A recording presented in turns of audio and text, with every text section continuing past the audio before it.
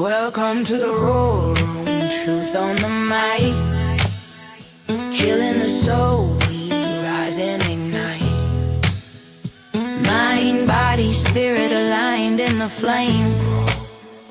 Roar Room tribe, we roar in our name.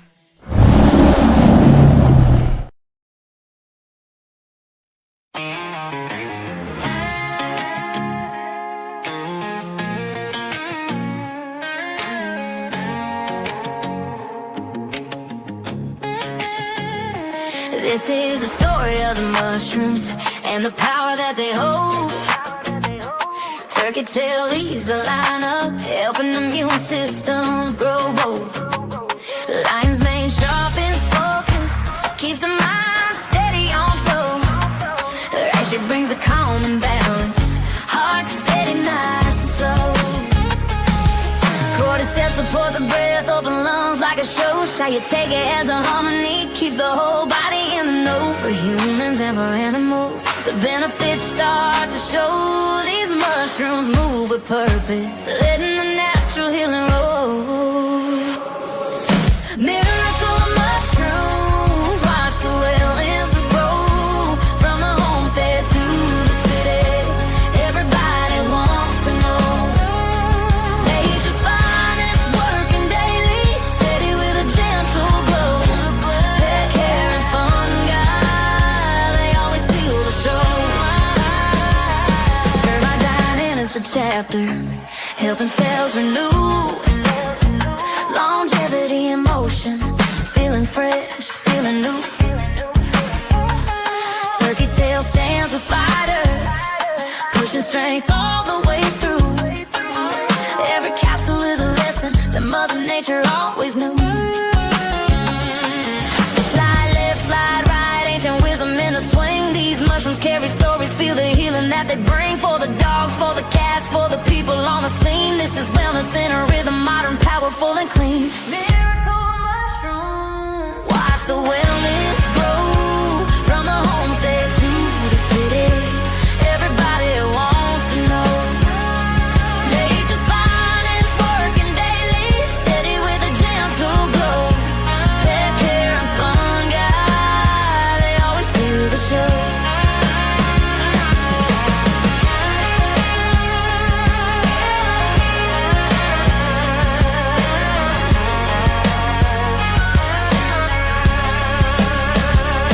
Mushroom ladies share the knowledge, helping everyone to know. Teaching how mushrooms work with us, how the healing starts to grow. From the pets to the people, let the natural magic flow. Pet care and fungi, they always steal the show.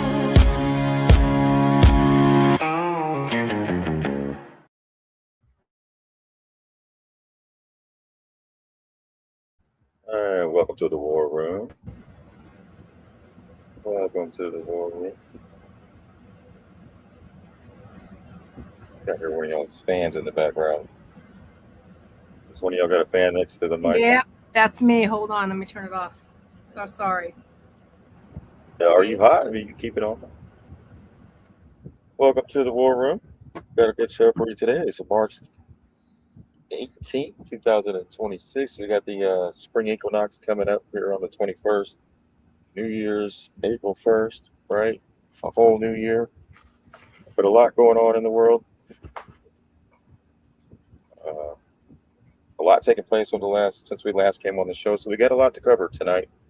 But before we get started, we're going to be talking about corporate takeover of the veterinarian carrier.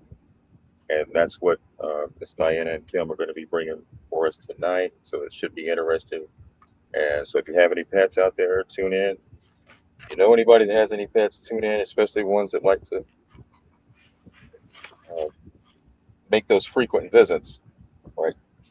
But I'd like to welcome everybody to the show tonight, Miss Nadine, Miss Kim, and Miss Diana. Thank you. Go ahead, Nadine. I was just saying hello. Hi. I was wondering if we could, from right now, when the new year starts, can we kind of keep track of what holidays would be good holidays? Alternative ones? Yeah, well, Yeah. the real ones, Yes. MFers. Yeah. Yeah, well, we can start celebrating New Year's in April. Yeah, That's yeah, true. That's That would be a spirit right start. yeah, exactly. I start on the right freaking train track, right? there. Go.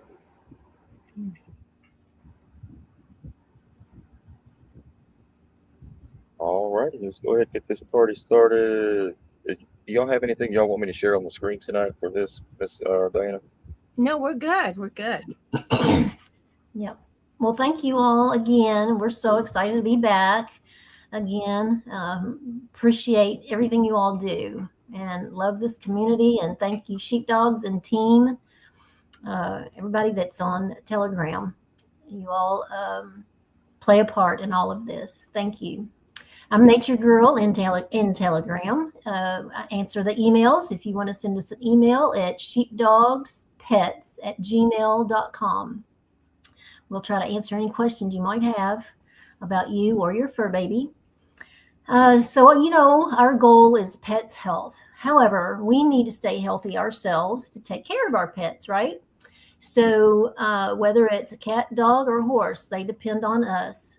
Our flagship mushroom product is for animals and humans. You all know that Coriellus versicolor. Let's all say it together.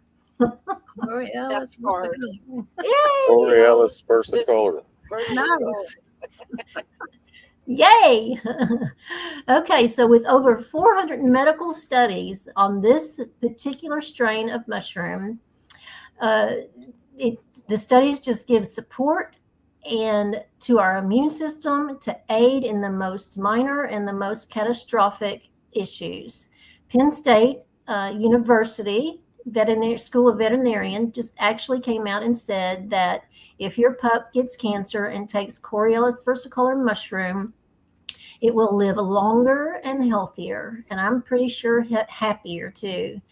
What a bold statement for the university to make. That's kind of blows my mind, actually. But this mushroom is not a cure. It's not a treatment.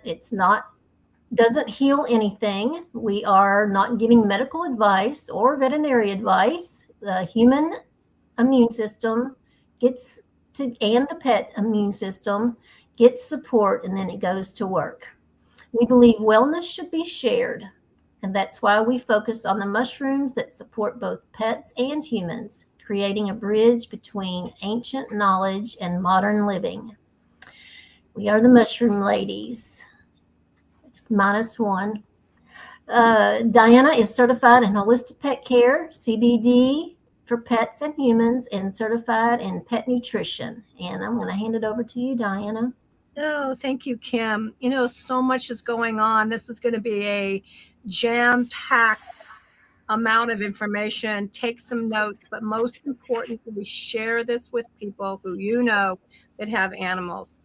So right now, our pet parents are struggling, and they're struggling with the rapid rise in veterinarian care costs alongside deep-seated anxieties regarding their pet's emotional and physical well-being. As of 2026, people are facing a difference in cost. The actual lifetime cost of a pet has risen. For a dog, it's up to $60,000 for the lifetime of a pet, where it used to be about $8,000. The cost of pet ownership is outpacing general inflation, leading to emotional and financial strain for people.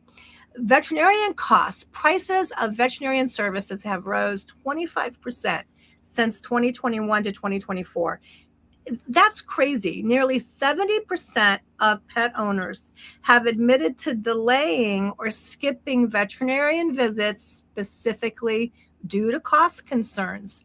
While many of us expect to pay $6,000 to $8,000 for a dog over the pet's life, it's now $20,000 to $60,000. For a cat, it's $20,000 to $47,000 for the lifetime of an animal. I mean, that is a lot of money.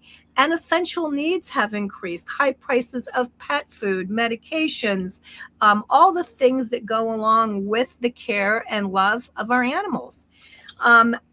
37% of all pet parents have admitted into going into debt for their fur baby. Think about that.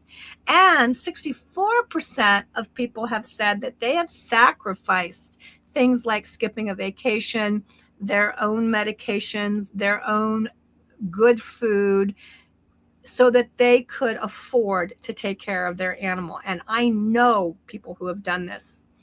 So the surge in pet care is driven by a combination of a couple things. It's a corporation consolidation, medical advancements, severe labor shortages in the industry, and a roll-up where private equity firms and global conglomerates are purchasing thousands of independent clinics. It's no different than our local doctor. You know, our local doctor, they're all being eaten up by the conglomerates, right? So why wouldn't it happen with our veterinarian clinics? Costs are rising, partially due to the major companies consolidating care, buying all the small local veterinarian practices. It's no different than our local independent doctors. So 2 companies are out there buying our veterinarian clinics. Mars, think about that. What does Mars make and do? Smuckers, Snickers, Snickers, M&Ms. They now own and operate 2,000 practices under major names like Banfield, VCA, Blue Pearl, and Emergency ER. The other company that's out there buying them up like crazy is Jab Holdings. It's a private equity giant. They own National Veterinarians Association, NVA, which manages more than 1,000 hospitals, pet resorts, and they also control most of the pet insurance markets. Wait a minute, think about this. They control the pet insurance market, and they control the veterinarians who take the insurance. I mean, come on, like, can anybody look at that and see something wrong? I mean, that's like the fox guarding the hen house, right? So how does this all affect our pet owner? Well, when the corporations buy up these small practices, they're usually paying 2 to 3 times more for the practice than the owner of the clinic could have sold it for outright, not to a corporation. Think about that. So in order to recoup the debt and meet the investor expectations, they have to raise service fees, sometimes up to 5 times what it used to be. This is corporate profit. Now, they're pretty stealthy because they usually will keep the original local name, giving a pet parent the illusion that the independent neighborhood vet is still there, operating just like it used to. However, it just has some higher prices. They're specialty monopolies. So while 25 to 30% of general clinics are corporately owned, that number jumps to 75% for emergency and specialty clinic. So this leaves the owners with few alternatives when they're facing life-threatening situations. And we're going to talk about a couple of those. There's also a severe staffing shortage that's happening in the pet industry, a critical shortage of veterinarians and technicians, which has forced these clinics to pay a lot more. It's become 60% of the practice's expenses. Now, remember that our veterinarians make about 34% on prescription drugs. Okay, so think about that. So advanced standards of care. Modern veterinarian medicine has now mirrored what's happening in human health. In other words, bless you, whoever sneezed. In other words, oncology treatment, complex diagnosis, all of these things have to go through rigorous standards, structure, and rules. I'll give you a quick example. We have a gentleman who travels the country that we know quite well. He is a doggy dentist. He goes to people's homes and he cleans dogs' teeth. He does what's called scaling. He's brilliant. And he only charges a couple $100 for this. if you go to the veterinarian to have your dog's teeth cleaned, not only do they have to put them out with anesthesia, but they have to make sure they're current on all their shots, including the newest, latest, greatest flu shot. Had a woman tell me the other day they wanted $2,300 to clean her 14-year-old cat's teeth. Dog. For $2,300. Wow. This guy does it for $200. The problem is, if he gets caught, he could get in a lot of trouble because many states don't allow it. Are you kidding me? This guy sits on the floor, he holds your animal, he swaddles them, he puts a little stick in their mouth, and he scrapes and cleans their teeth. It's brilliant when you see it. And the amount of stuff that comes off is like, whoa. But he can't do this in most states because the veterinarian world, the conglomerates, the rules, when I'm talking about advanced standards of care, have ruled it as something that is not considered safe. Okay. So, emotional and behavior challenges. Pet parents are starting to realize that their animals are a family member and they really are concerned about them. They worry about their happiness. It says that most people, statistics show, most people worry about their animals' happiness 11 times a day. And they worry about their health 10 times a day. I wonder what the numbers are for kids because I don't think it's that high. Anyhow, separation anxiety. Due to this remote hybrid work thing that has happened, pets have become used to having mommy and daddy at home. So now when mommy and daddy leave and go do something, they get anxious and behavioral issues start to become overwhelming. And we're going to talk a little bit about that. 80% of pet parents struggle with interpreting their pet's behavior. That's really interesting. And as pets age, owners are struggling with managing chronic conditions like osteoarthritis, congenital decline, obesity in senior animals, cancer. We've talked about this many times when we've been on with the sheepdogs, and we love this platform because there's so many animal lovers in this platform. When I was a kid, we didn't have a dog with cancer. We didn't know dogs that had diabetes or allergies or any of this. And it has gotten to become normal. And that's really sad. So now all of a sudden we have issues of, is it longevity versus quality of life? And can they afford it? There's also lifestyle constraints that are starting to affect people with their animals. Most pet owners lack the time to do what they need to do for their pets while balancing a work and family life. There's also concerns about travel. 79% of the people out there find it really hard to find a trusted, affordable pet sitter or pet-friendly travel places. And again, the pet boarding facilities are also being bought up by the conglomerates. Unpredictable environments, managing pets during extreme weather conditions, heat waves, storms. This is very concerning to people. So how and what do we do on some of these things? The local vet, you never know if they've become part of a corporation. Most of them keep it quiet because they don't want the word to get out, and they want you to feel like you're going to a local veterinarian. So here are some things you can do. You have to look for the hidden digital footprint. What does that mean? Local corporations often centralize the administration functions, leaving a paper trail on the local clinic's website.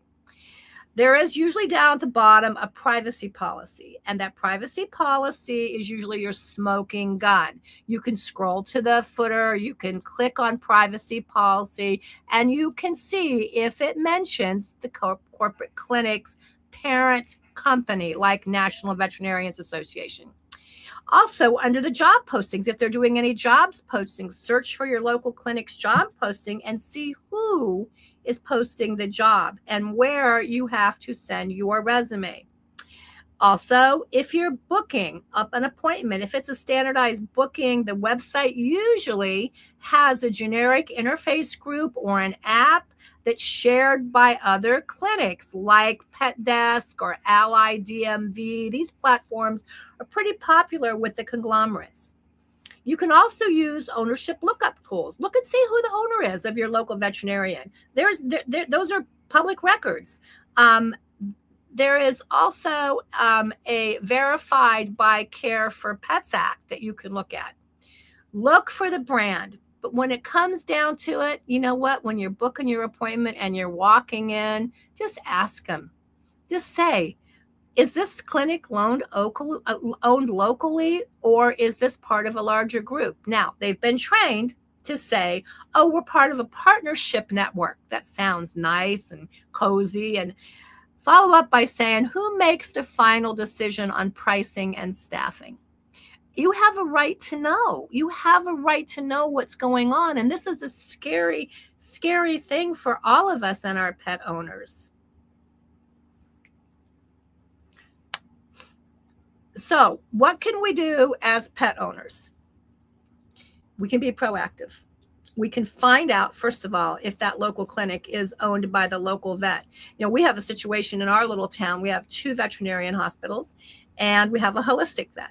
And all of a sudden, there's been some changes at the one hospital. I mean, like new signs and, new landscaping, and definitely some money has gone into the building. That, to me, was a red flag. So I called them. And I said, have you gone under new ownership? And they go, oh, no, Dr. So-and-so is still here. I said, no, that's not what I asked. I didn't ask if Dr. So-and-so is still there. I asked if you're under new ownership. And the girl goes, well, I'm just a receptionist. I wouldn't know. I go, who would know? Well, that was a red flag right there. Right there, I know what's going on, right? So I can go to the state records. I can look. I can see. But it was a red flag right there. Because if the vet still owned it, she'd have told me. Oh, no, Dr. So-and-so, he's still here. Yeah, he still owns it. Yeah. Okay, great.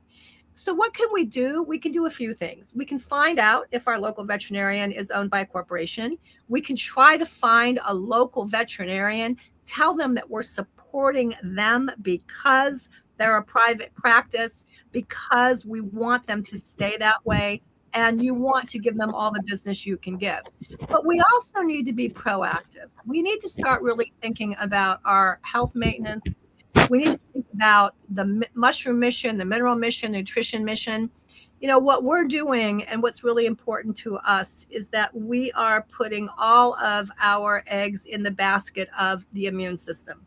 We know that the immune system in people and animals is capable of doing everything. It just needs to be given the support that it needs to do the job it was intended to do. So I'm going to share a couple stories. A long time ago, maybe 3 years ago, I had a woman call me. And I probably said this before on this platform because it was really powerful. And she had a beautiful German Shepherd. And the German Shepherd was on 8 medications, including Prozac. And I was shocked. And so she sent me a list of medications. And she told me she was spending $450 a month. And that she was really struggling with that. And so we looked at everything the dog was taking, and I consulted a holistic vet. And we were able to get the dog off every medication except there were 2 heart medications that this dog really needed. He was an 8-year-old Shepherd. We got the dogs on mineral therapy, which is our product called the Bucky Bites. It's minerals. And the reason that we felt this was important was because the dog had been on so many medications that we knew his liver and kidneys had probably really taken a hit. We also got him on mush ponies because he was a big dog. He had a lot of issues. We thought this would really help with his immune system. We got him on a little bit of CBD because he was in pain. And the bill went down to $125 a month for everything. After about, maybe four weeks or so, I was talking with her and she was saying, the dog's like a new dog. His eyes have cleared up. He's his old self again. He's not all drugged up, right? And then she shared with me that she makes $650 a month on Social Security. And I thought, well, wait a minute. You make $650 a month on Social Security. That's your only income. Thank goodness she had a paid off home. And your dog was costing you $450 a month. And she said, yes, I love my dog. The vet told me this is what I needed, so I did it. Okay, bingo. This is where we have to start asking questions when our vets say the dog needs this pill or that pill. It's no different than us going to the doctor. Do they really need it? Let's talk about alternatives, because a lot of these alternatives, like our program, is so much less money. This dog's still with us. He's actually just about ready to turn 11. He's doing great. And every time I talk to her, we joke about her being able to do things with her extra couple $300 a month that she didn't have before. And that just makes me feel like what we're doing is really important. But that's an example. The other example is this poor woman who tried to get her dog's teeth cleaned at 14, and they wanted $2,300 to clean the baby's teeth. It was a little 9-pound, tiny little dog, $2,300. And she said, I'm afraid not to do it. I don't want to be accused of being a bad parent, but that's ridiculous. Whereas we had a guy who would sit down and with love and tenderness, scrape their teeth, clean their teeth for $200, right? So there are so many things that we can all do differently. We can be proactive. We can get our dogs on better nutrition. 95% of the foods out there are made by the 4 biggest candy companies in the world. Think about that. So this company, Mars, that is buying all the veterinarian clinics, this company JAB, which is buying all the American veterinarian clinics, and the insurance companies are also the companies that are making the food. So I don't want to be a skeptic, but my thought is, do you think they're making the best food they can for our fur babies? I don't think so, because I think what they want to do is they want to keep them sick, just like our medical world wants to keep us sick. Bingo. Yeah, and I hate to be that skeptical person, but at the same point, we have to look at it as for what it is. My dad used to say, if it walks like a duck and it talks like a duck, it's probably a duck, and quit trying to think it isn't. And I find myself always wanting to look at the bright side and find the good in people and find the good in everything, because that's who I am. But at the same point, the more I see this, the more concerned I get for animal owners, because I think they're falling into the same trap that we have all fallen into with our own personal medical situation, where we have so many big conglomerates managing everything that we're not sure if they're more interested in their profit than they are with our health, which I hate to say it, but I think they are, because they have shareholders to answer to. And I think we're seeing the same kind of takeover in the pet industry, and it's a very sad thing. So my advice to everyone with an animal is don't skip your routine checkups, but get your prices in advance. Ask if there's a cash discount, because a lot of them do cash discounts. Ask them if there's anything in the exam that can be taken out of the exam to save a little bit of money. Because a lot of times they'll put in things like, oh, well, we do this. It's routine, but it all costs money. Ask for a detailed breakdown of what it's going to cost you, not after the appointment, but before the appointment. And be proactive with asking, do I really need that shot? Do I really have to have that vaccination? Or you can just say, I don't want it. Now we recently talked to a woman who went to one of these big conglomerate clinics. It was a clinic that had been taken over. She didn't know her vet was still there, but there was a whole lot of other people there.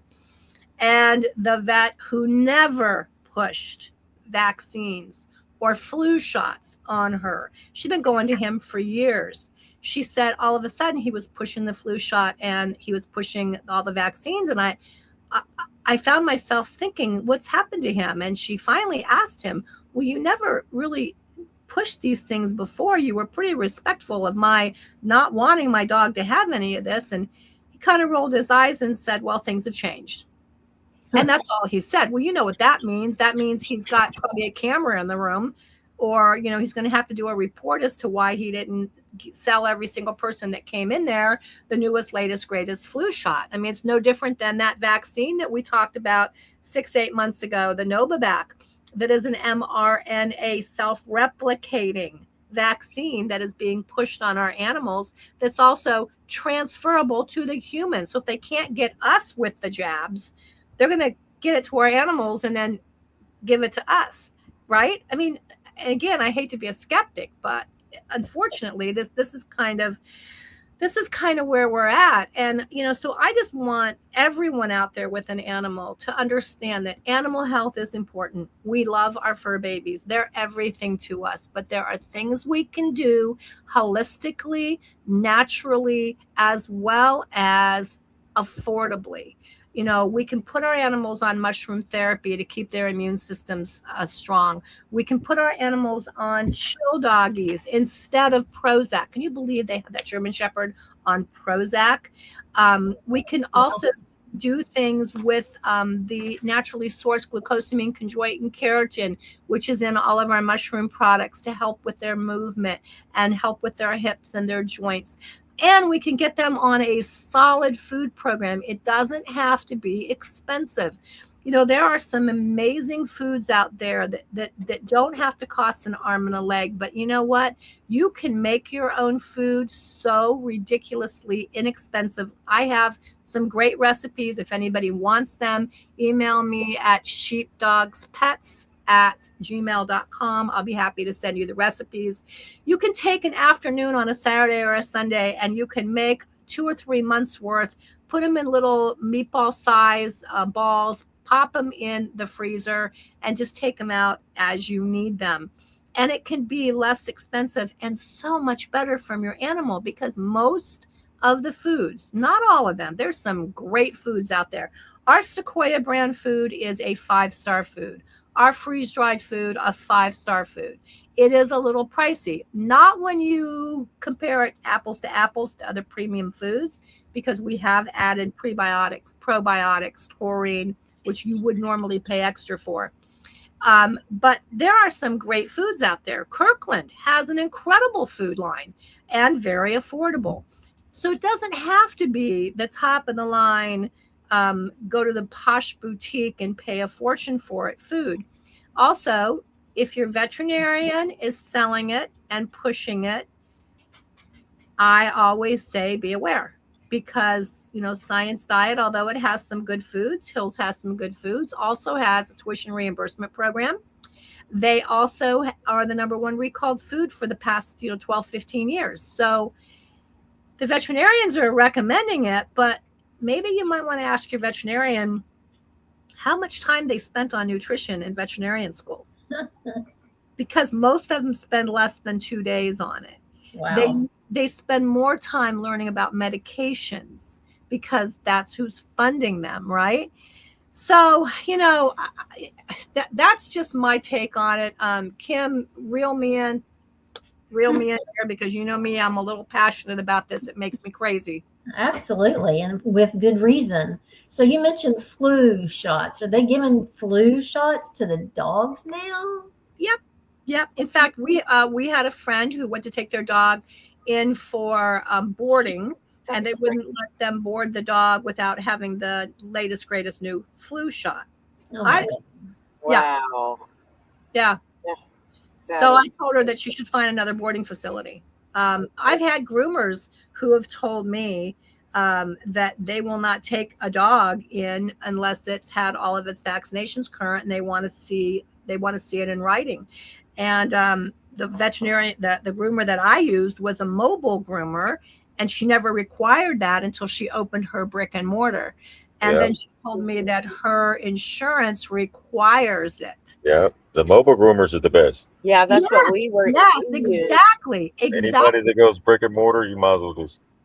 Yeah. Well, because their insurances are different than the mobile groomers. I mean, she felt terrible because she really likes us. And so what we ended up working out with her is she doesn't book anyone a half hour before us and a half hour after us. So basically, our dog can't come in contact with any of the other dogs. We pay a little extra for this because it's money out of her pocket, and I understand.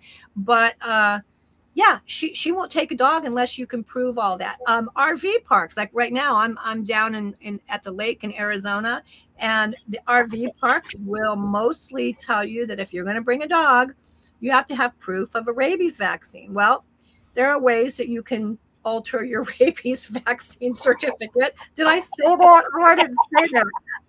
um, or you can get a titer test. The titer test actually will show that the rabies vaccine is still in their system, or you can find a holistic veterinarian that will write you a letter of exemption.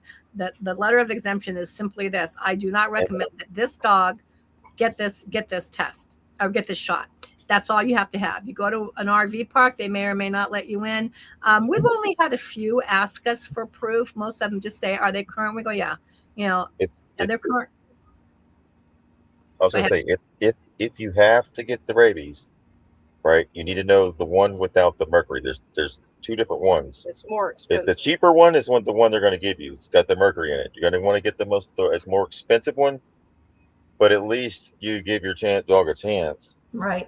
Yeah. And then their reaction to it is going to be a lot better than with the mercury. And then detox. And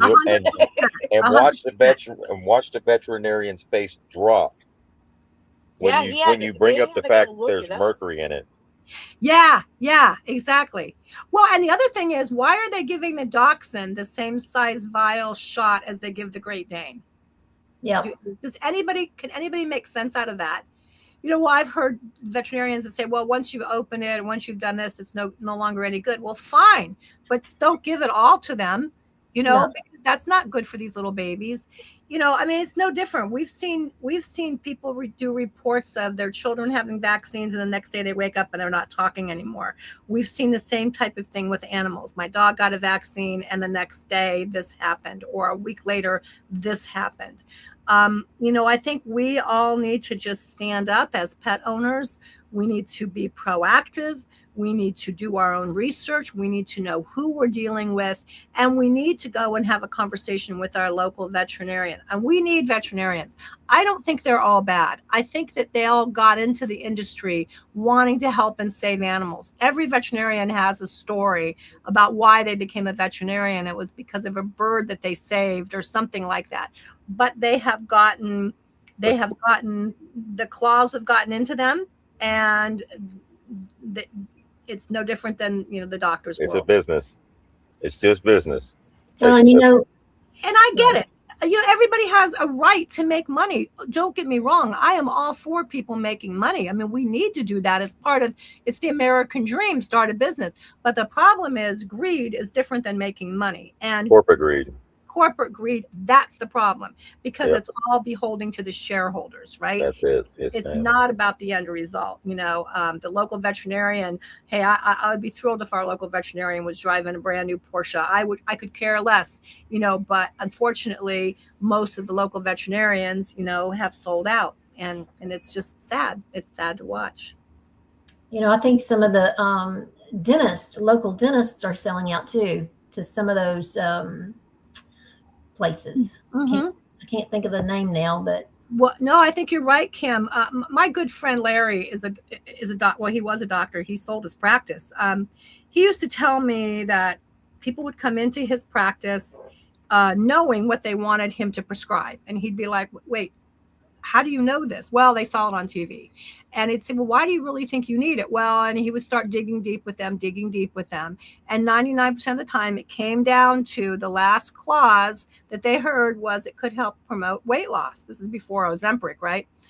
And if he did not give them that prescription, he had a huge risk of losing that client. And he said they felt cheated out of an appointment if they didn't walk out with a prescription. We've become a society where we're pill popping all the time, and we're medicine taking, and we're doing the same thing to our animals. Not all of us. The people here, I'm sure, are not, but most people are. And, he ended up selling out to a local doctor because he would not sell to a conglomerate. He retired and moved to Florida. And then that guy built a business for another year and then sold to a big conglomerate, so it's sad. Terrible. Yes, it is sad. We got to get rid of these corporations somehow.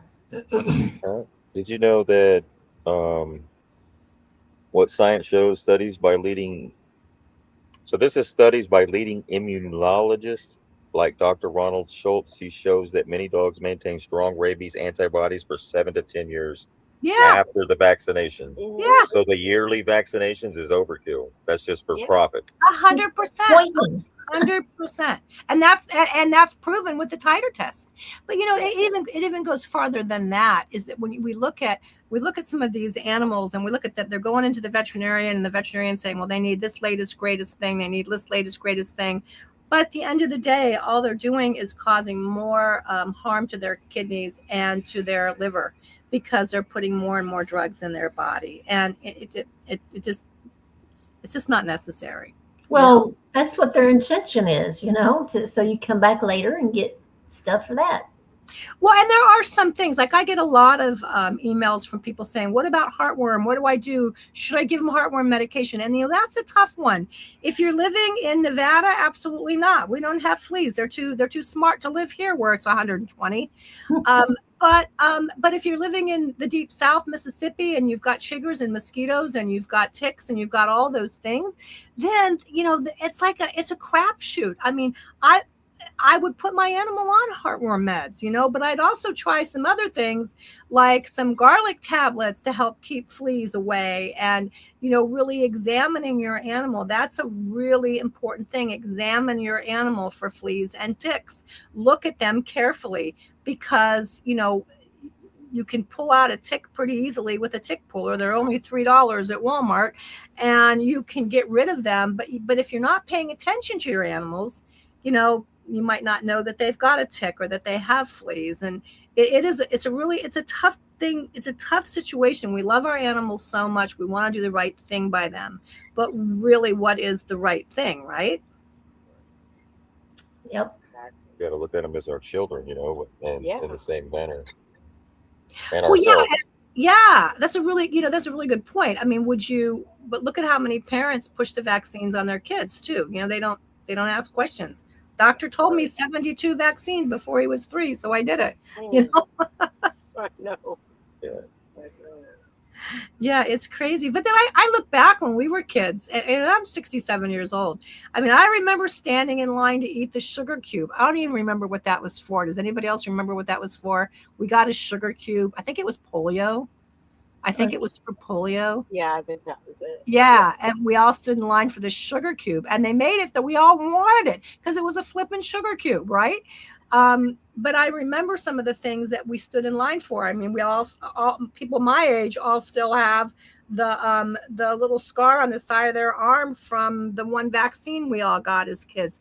But we only got a few vaccines. We didn't get the amount that they're getting today. No, nothing like that. Yeah, Nothing like today. yeah. So our dogs are vaccinated, but the rest of nature and the animals aren't. So Yeah. that's kind of weird. So how did these dogs survive all these years? Exactly. Well, I mean, Yeah.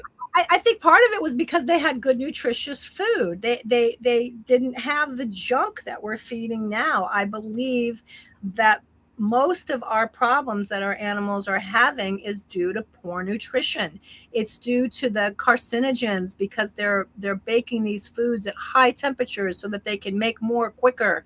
And they're using byproducts. They're using unclean meat sources. They're using meat Leftovers. not fit for human consumption. Roadkill, dead, dying, diseased, and decayed animals are part of what they're putting in the food, because there's really not a lot of regulations. Not that I think there needs to be a lot of regulations, but it's kind of a crapshoot. We have to start learning we have to look at those labels and understand when they say meat byproducts, you need to run, because it's toxic bad.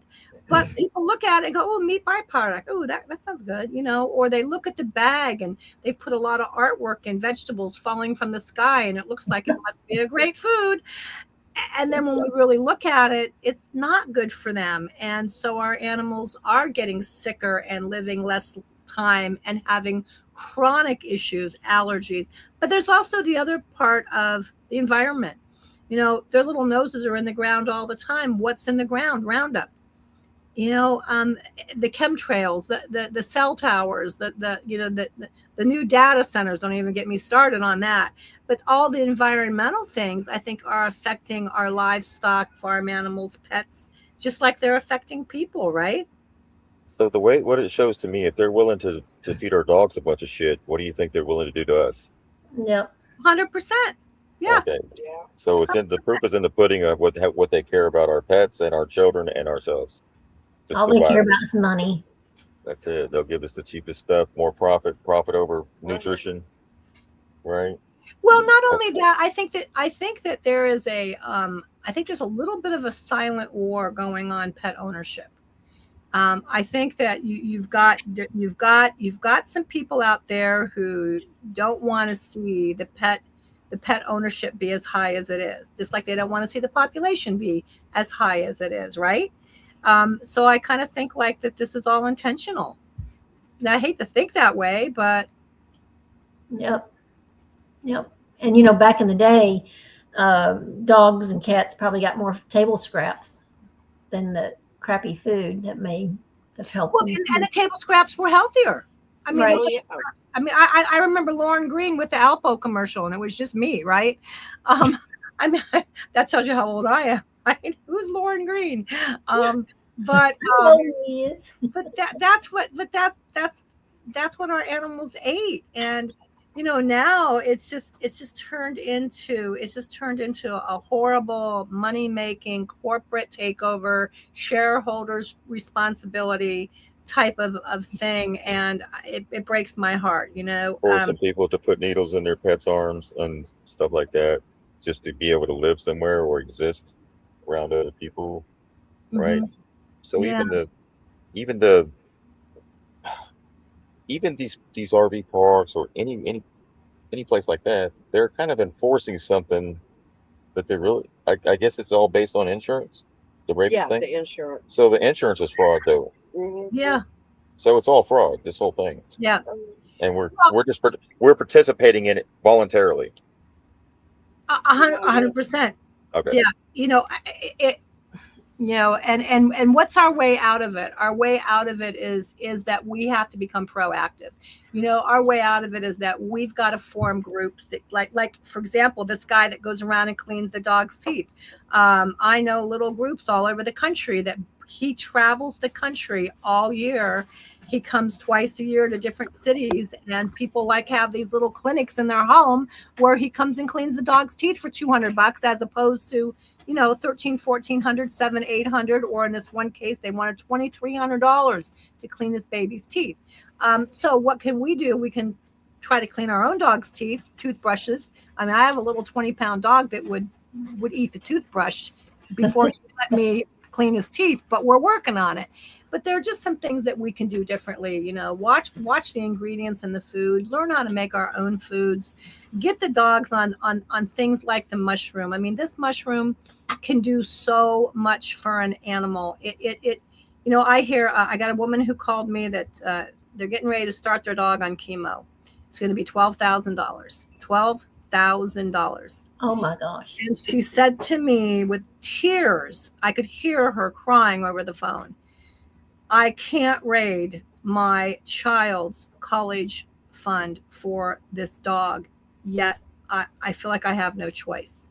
Well, my first thought was, do you really need college for your kid? That's a whole nother discussion, right? That's a whole nother discussion. Right. But I can hear the pain in her because she wants to do the right thing by her animal, but she wasn't sure if chemo was it. And plus, this is a very old animal. So, she decided to postpone chemo for 6 weeks and go full on mushroom therapy and see what happens.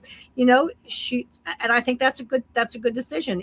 If 6 weeks is the make or break it for this dog, and the dog doesn't make it, then it possibly wouldn't have made it through the chemo. I don't know. And this is where these decisions are really tough for people, and you've got to examine yourself and examine what the outcome is, how old the dog is, what the financial burden is. I mean, look at the statistic of how many people go into debt for their animals. It's heart-wrenching. Yep. But they are our fur babies, and we do love them. And So, you know, I'm gonna shut up and let Kim close out. But I just want to tell all of you, you know, we're here to help. We are excited about what we're doing. We're seeing amazing things happen with animals by doing things naturally with mineral therapy, mushroom therapy, as well as good nutrition. And I mean, the stories just are endless. And for people also of the good things that we're seeing happen. And we'd love to talk to any of you that have any questions. Reach out and email us. I'm going to turn it back over to Kim. She can close out. Well, thanks, Diana. Yeah, y'all need to help us. Join us on a mission. We're not just offering products, we're building a movement rooted in ancient wisdom, supported by modern science, and inspired by the bond we share with our pets. You know, helping animals live longer and healthier has been the most gratifying thing that I've been doing. And, you know, I'm very excited about helping them all. And my people friends. You know, we're disrupting the pet industry. We have great products to help your fur babies and yourself. By visiting thesheepdogpets.com, you're sticking it to the box stores and helping support this community and this podcast, taking money that has been misdirected through big pharma and the pet industry and put back into the pockets of the people who are working like you, sheepdogs. Thank you, Ms. So, Kim. yeah. So please share the link today of the show with your fellow animal lovers. And we also have affiliate program. If anybody's looking to add a little extra income, you can join us in our mission. And I want to send out a big thank you to all the affiliates that are working with us so far. Please let us know if you want to be a voice. You can send us an email at sheepdogspets@gmail.com. And we'll Thank you. see what we can do. Thank you, sisters. There you go, Black Mountain. Hey, Black Mountain's on the screen there. Ain't seen you in a while. Yay. Black Mountain. All right, ladies. Well, thank y'all for joining us tonight. We're going to go ahead and shift gears here and get the party started. I'll go ahead and let you go backstage and watch it from the comfort of your home. Thank you. But I really thank you for coming on with us tonight. Thank you. It's been a good hour, and the information is much needed. So That's important. thank you very much for bringing us to the show tonight and bringing us to the people's attention so that they can tell others. Oh, thank you. Bye, everyone. Bye. Bye. Share this out so you can get this information out to people. That's right. We're going to take a little intermission here for 1 second. Let me get this thing cranked up.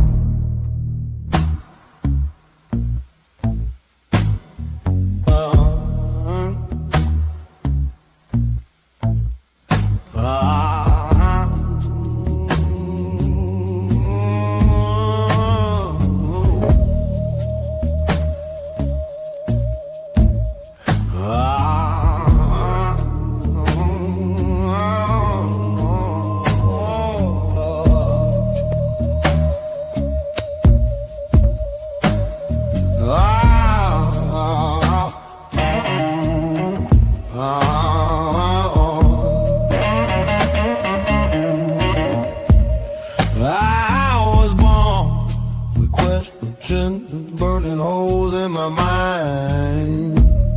Didn't sit right watching folks fall in line.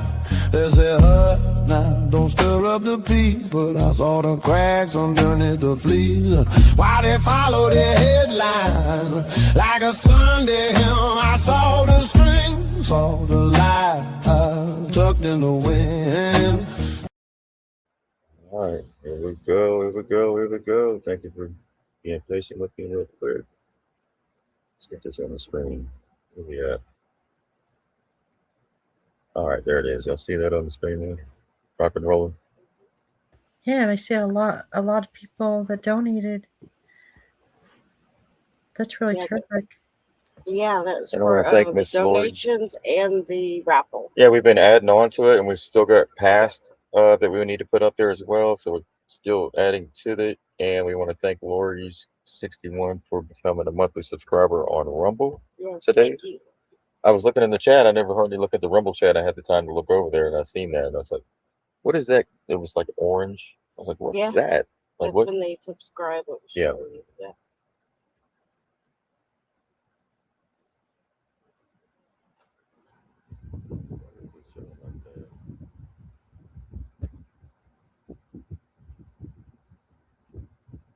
So we're going to go over this article. I heard, I'm sure everybody heard about Joe Kent resigning and why, right? So now we have a bunch of mega podcasters and mega politicians and mega MAGA, mega MAGAs, Yeah. right? They don't know which side they're on. The mega MAGAs and you got the MAGA ultra MAGAs going Just- after calling a veteran out Yeah, saying because he's a coward. that he was a coward and that he's a leaker and he's this and that.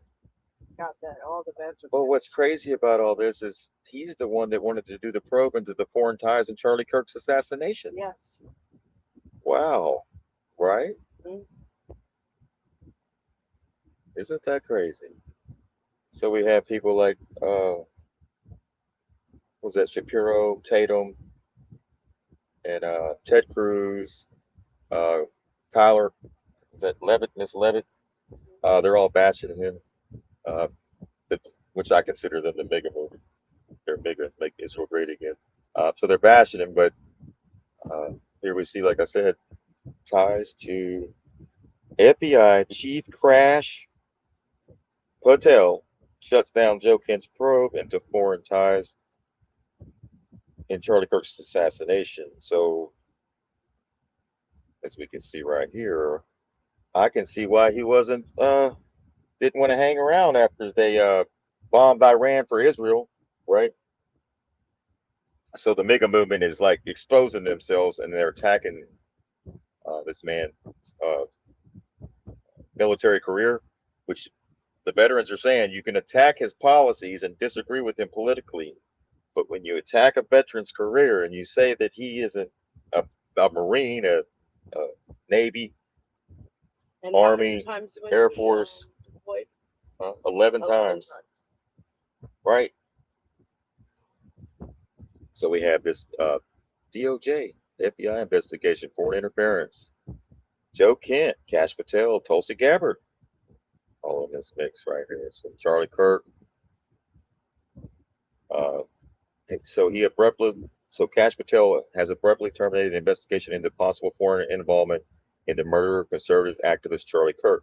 This decision has sparked serious concerns about the Bureau's commitment to uncovering the full truth behind the case.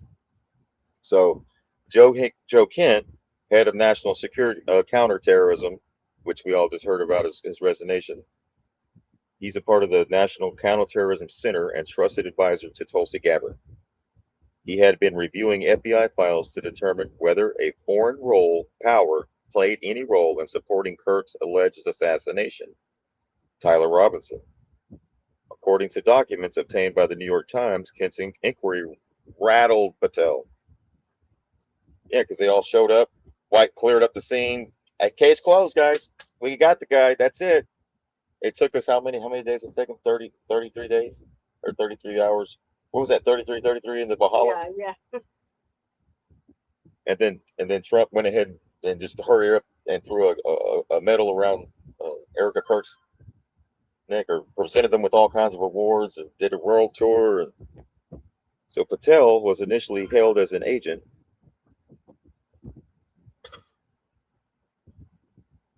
So that rattled Patel and other top DOJ officials. I wonder who else that rattled, who viewed it as an overstep into FBI jurisdiction and a potential disruption to the ongoing prosecution of the Lee Harvey Oswald. Y'all want to prosecute Lee Harvey Oswald?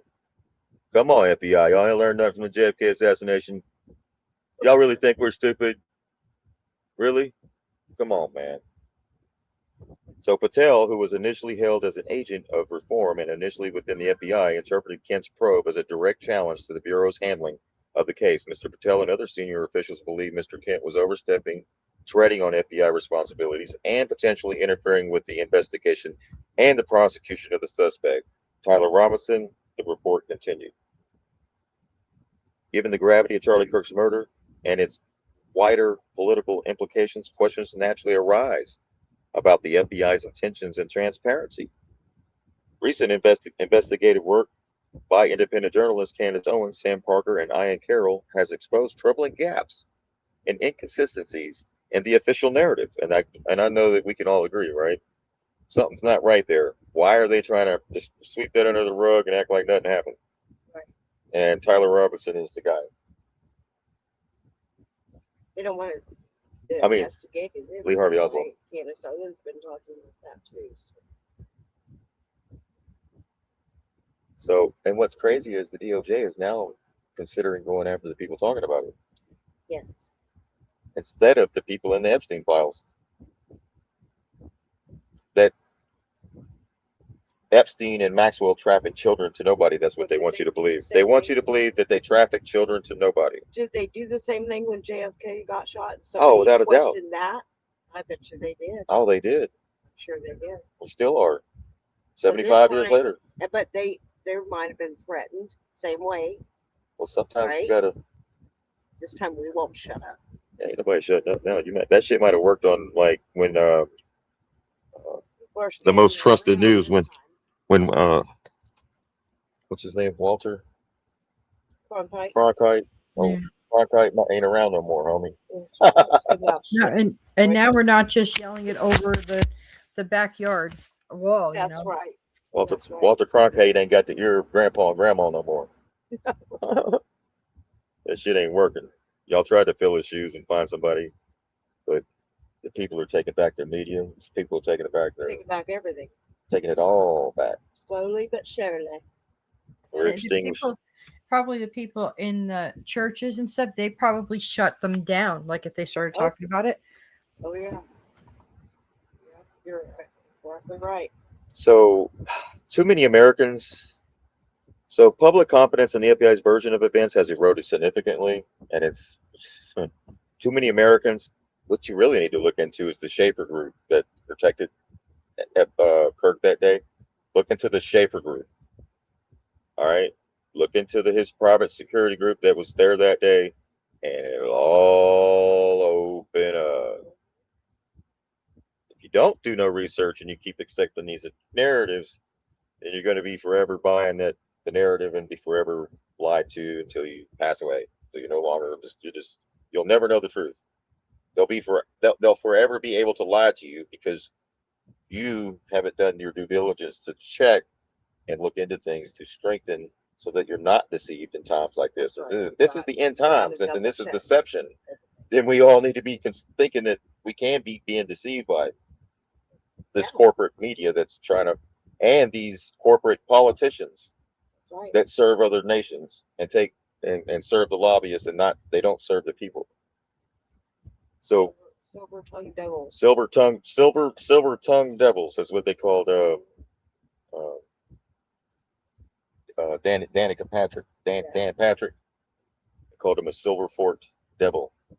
He was a sportscaster. Now he's here in Texas, Right. telling everybody if you don't do business with Israel, then Texas isn't doing business with you. You should go back to, oh my God, that's a whole other story, but let's get back to this story here. So, too many Americans, the government's handling of the case appears less about justice and more about orchestrating a rapid closure that covers uncomfortable truths. This case symbolizes a broader crisis of credibility in a justice system viewed increasingly as a political instrument rather than a impartial arbitrator. As Tyler Robinson remains in custody facing possible death sentence, of course they want to give him a death sentence. You know they want to give him the death sentence. Come on, you know they really didn't even want to have to bring anybody in, I'm sure. But this script here, it required, I guess it called for a search for a transgender leftist, but they got a right-wing leftist, and that's regardless. Who somebody voted for shouldn't matter when we're sitting here talking about somebody murdering somebody.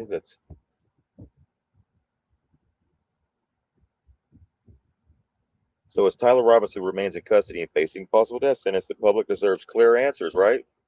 Who truly had the motive and capacity to orchestrate Charlie Kirk's assassination? And I'm going to add this: with all that security there, with the best security in planet Earth, And drones. Schaefer security was the best. Is the best supposed to be the best of the best. You seen all those military guys around him in civilian clothes that were protecting him? They failed. How is the best security group failing to protect a high value target like Charlie Kirk? They failed. How many more people have they failed? How much more things like this has taken place? Dude, they did this on TV. Yeah, I know. That's crazy. They wanted you to see it. Right? So the same thing. Just like they did it reminded me of they JFK. wanted them to see it. So the same group from JFK that did that to Charlie Kirk did that to JFK. We see it. Fast forward to today. It's the same group. I don't give a shit who you voted for. Shit ain't changed. You still got somebody in the back right here that's able to just wipe and take somebody out on the world stage in front of them so everybody can see, and then try to convince us it was Tyler Robinson, which is dead. Or some guy Googled where Trump was standing in Butler, 200 yards away. He didn't. Now here's the thing about Butler assassination attempt. They didn't know where the stage was going to be set up before it was set up, where in the location it was set up. So the person had to literally know where the stage was going to be set up, how many yards away, and then make a perfect shot and barely pierce the ear allegedly of Trump, right? Which didn't. And he's not here anymore, allegedly. He's dead, so that was the end of that. So no more investigation. JFK. No need looking into the failed security that day. JFK. Same thing with JFK. Assassinated as well. So is that part of the MK Ultra? Like the first bit of news that comes out is what sticks in people's minds, and then when something like they didn't even know. Out. Yeah, when it comes out that they didn't even know where it was going to be set up the following day, like that's already that doesn't get put into some people's minds. Well, because they hear the lies are the first thing you hear first. Yes. As soon as you hear a big situation like that take place, don't even tune in. Just get whatever had happened and then turn the damn TV off. That's your best bet. Okay, give it a few days, or if you have a questioning, if you question reality, then you're better off. But if you don't question anything, best thing you could do, turn the damn TV off. Wait a few days. Maybe do your own research, look into things, listen to the witnesses, eyewitness accounts, all this stuff. Listen to the news reports leading up to the event, after. Right, so that's where I picked it up from. I picked it up from a news report before the Butler thing, when they were showing because we were without power here in Houston for a week, right? Because we had just had a hurricane, and I seen all those generators sitting there at that damn rally, and I was thinking, damn, I wish you could have one of the big ass generators that they have at that rally. And then then during that newscast, he said, so they don't know where the stage is going to be set up until it's time to set it up. In other words, it's not like so when they schedule Butler, you don't know where the stage is going to be at. You don't know. You're not going to get that until the day of. So to plan an assassination attempt like that, you would have to know that, but he didn't, because they don't know until it's set up for security reasons. And when you have that many towers sitting around a location like that, are you telling me you didn't clear any of the towers or any of the buildings? And why were people pointing at the guy as he was laying on the roof and nobody did nothing? Why did law enforcement not react with 500 cops like they did in Minnesota at the synagogue when it was a car driven through the hallway? How come 10,000 cop cars didn't show up when the guy was pointed out on the roof? Everybody felt Butler. It's this whole thing. His whole security team. I don't know who it is, Secret Service or whatever. They failed. Now, I know that it was staged, right? But at the same time, to the public should be asking, how did security fail this day? Who dropped the ball? Who dropped the ball on Charlie Kirk? Who dropped the ball on JFK? Who dropped the ball in all this? Right? There were even Secret Service agents that were trying to protect JFK, but when they hit the gas on that limousine, it left it behind and opened him up, didn't it? So who the hell is these people that are doing all this shit? And it's continuing today. And they got us pitted against each other with all these politics, so that we can't never stop for a second and ask what the hell is going on, because they're switching narratives so damn frequently So that people forgot all about Butler. People forgot about COVID. People forgot about the COVID cases. People forgot about the deaths. That people forgot about the whole thing, everything. And it's like we're on to Iran now. Like, really? Are you going to keep letting the from ICE corporate media to Epstein right? to I mean, it's like they dictate to what you war, right. and now they're bombing Lebanon. Like, come Now on, we're fixing to go after what Cuba. are we doing? Yeah, now we're going to take Cuba. And guess what? They just announced today that the inflation is fixing to increase. Oh yeah, Right? Inflation is fixing to increase. Gas is to go up. Just fixing to get real they're tight. expecting which affects pushes out all medications, pharmaceutical medications. It will affect the pricing on that. Groceries, fertilizer. I didn't know they use petroleum and fertilizer, but apparently will be. Petroleum and fertilizer. Yeah. I don't know what the heck I'm doing We here. got a Hold on. donation from KBB. Thank you. Thank you so much. Thank you, KVV. Trying to fix the screen here, so I'm doing it right. Give me 1 second here. Mike, give me 1 second here.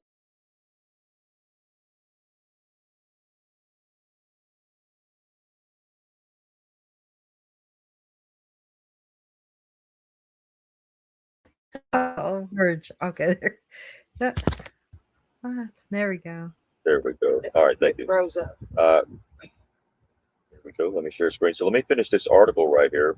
Again, we're talking about Cash Patel shuts down Joe Kent's probe into Charlie Kirk, and then we see all those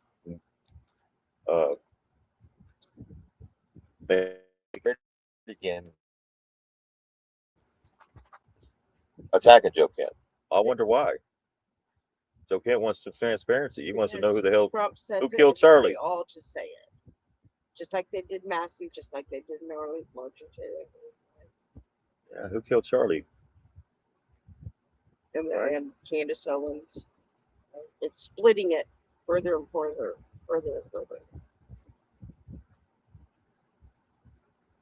Putting the base more and more.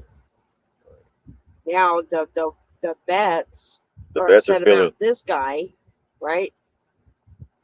So it's splitting it. It's separating everybody. So the MAGA movement is alienating the vets.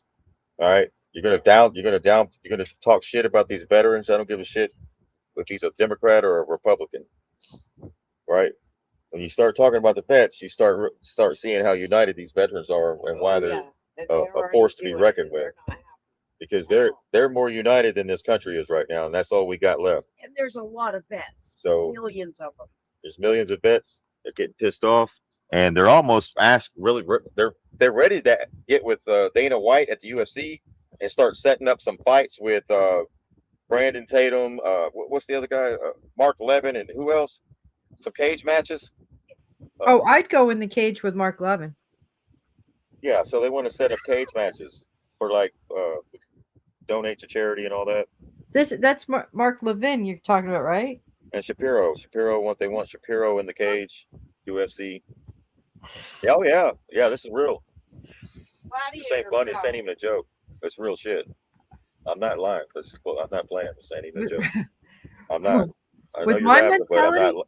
I would chase his fat ass around that cage, and he would not stop. I would just keep chasing him.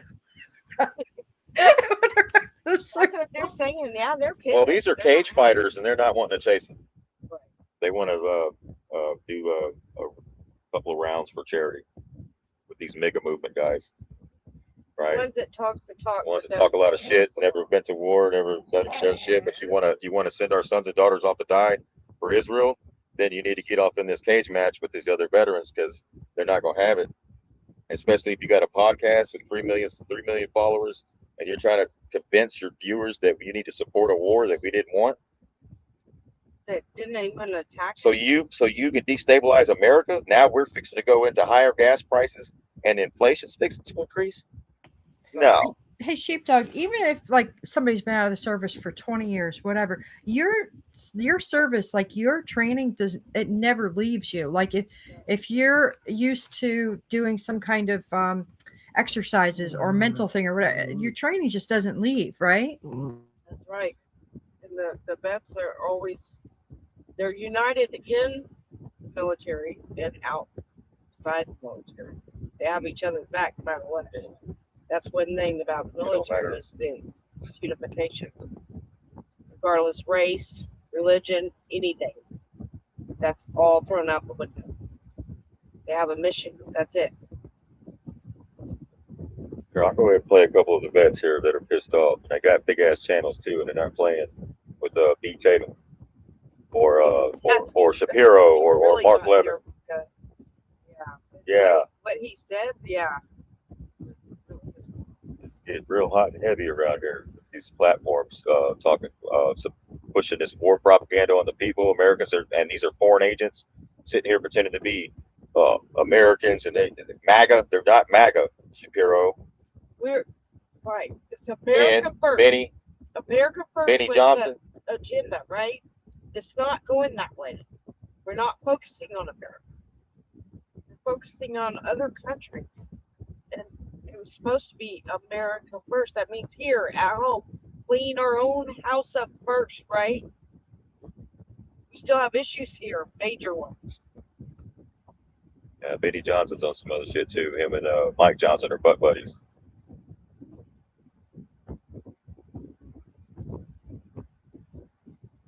Yeah, Benny Johnson wants everybody to shut up. And he said 77 million people voted for Trump. Okay, well, he's got 330 million that's going to hold him accountable.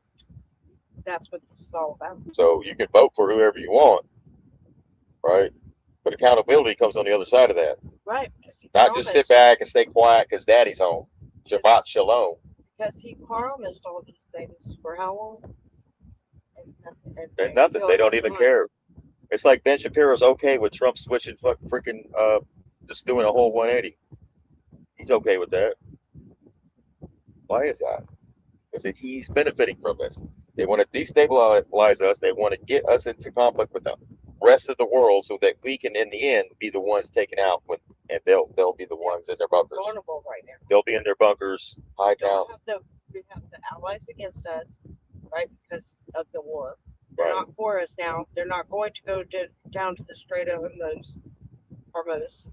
They said, no, this is in our war. They're staying out of it this time.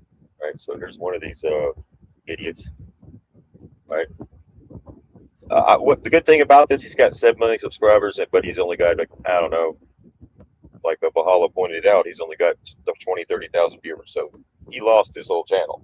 You go from 7 million subscribers and you only got 20,000, 30,000 people watching you. The shit's over. He's staying strong on Shit's over. He's staying on his stance. Well, he thinks he's MAGA. That's what's funny. He thinks. Well, because that's. Yeah, the MAGA agendas got exposed. All right, so let's go into this. Go into this a bit here. Let's pull up one of the channels. Let's go. Black Scout. I think he is a coward. I think he's a coward, and he should be ashamed of himself. If anyone is a coward, it's Talmud Tatum right here, okay? You bow down to the synagogue of Satan and call yourself a Christian. That is the most cowardly thing you can do. Cowardly of spirit, cowardly in your soul, cowardly in the flesh. Calling Joe Kent a coward. You know what? I pray that the veil of Moloch be pulled from your eyes.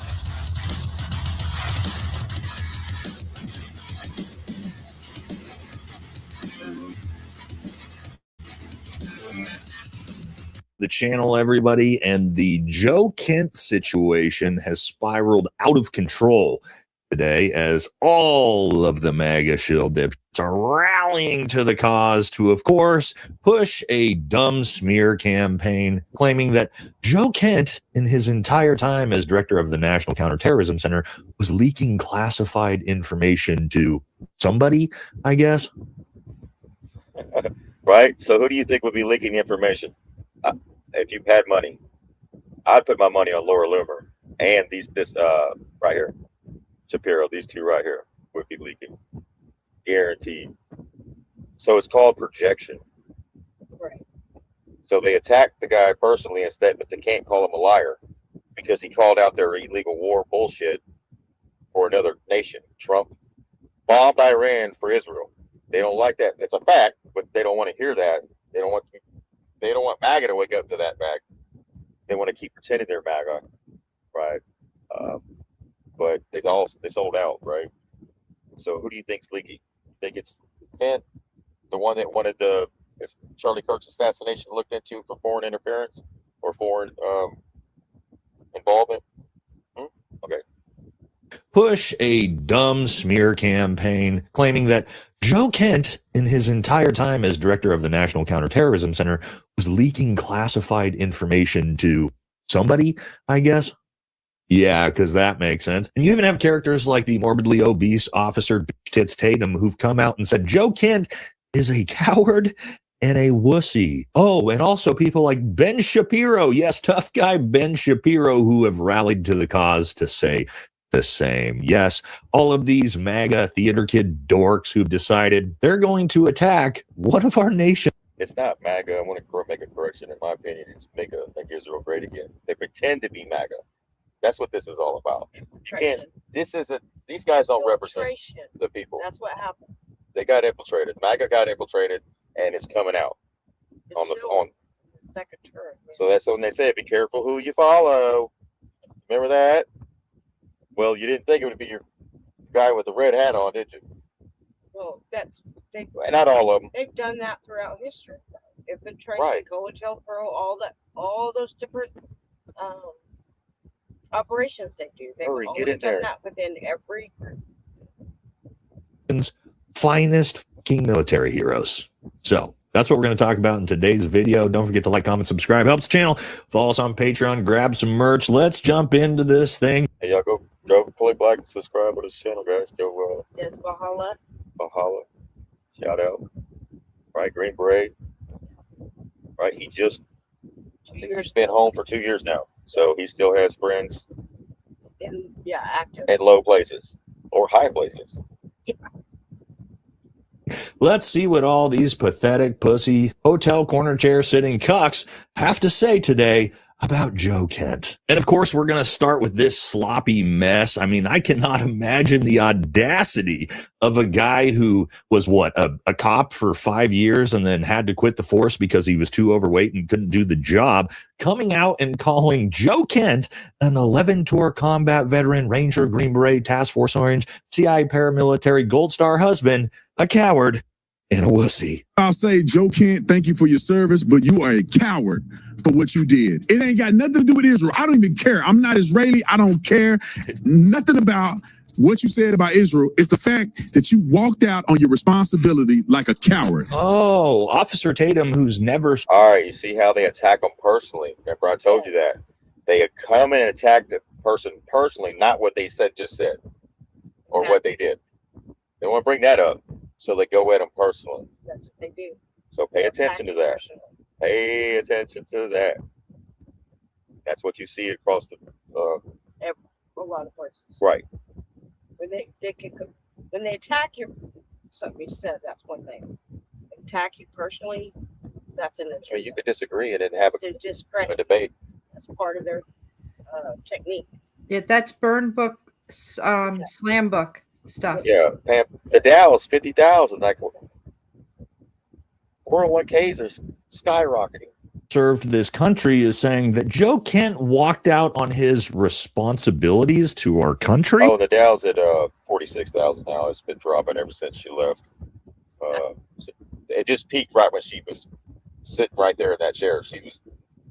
And it's dropped ever since. And again, the 11-tour combat veteran, Gold Star husband hasn't served the nation enough in this fat piece of shit's opinion. I don't know how delusional you can be as a man, especially as a man. Does Officer Tatum think he's a tough guy? As he sits here with bigger tits than most women, just an absolute sloppy mess, you should probably be wearing a bra, buddy. Talking about cowardice, you think you have any fucking idea what war is like? And Joe Kent deployed there 11 times. I don't think people really are conceptually getting this of how insane that is for a veteran or a combat veteran. I know all the veterans watching this understand 11 tours to combat is fucking insane. There is no such thing as any man or woman who's done that. That is a coward, Talmud Tatum. And I love that he calls him a coward. So last night we were live streaming and I went and left a berating comment to old Tatum here, and live 10,000 people watched me leave it, and within a minute old tits Tatum had already deleted the comment. And then of course thousands of our viewers went and slapped him for the obvious disrespect to the veteran community, and he was deleting those comments faster than people could put them up. Yeah, that's what bravery looks like, buddy. Now I need to go see if he deleted mine. No, but I was on the live last night. I seen all this take place, and I was really got to go into B. Tatum's comment section on his YouTube, and they lit his ass up, and he was deleting comments left and right.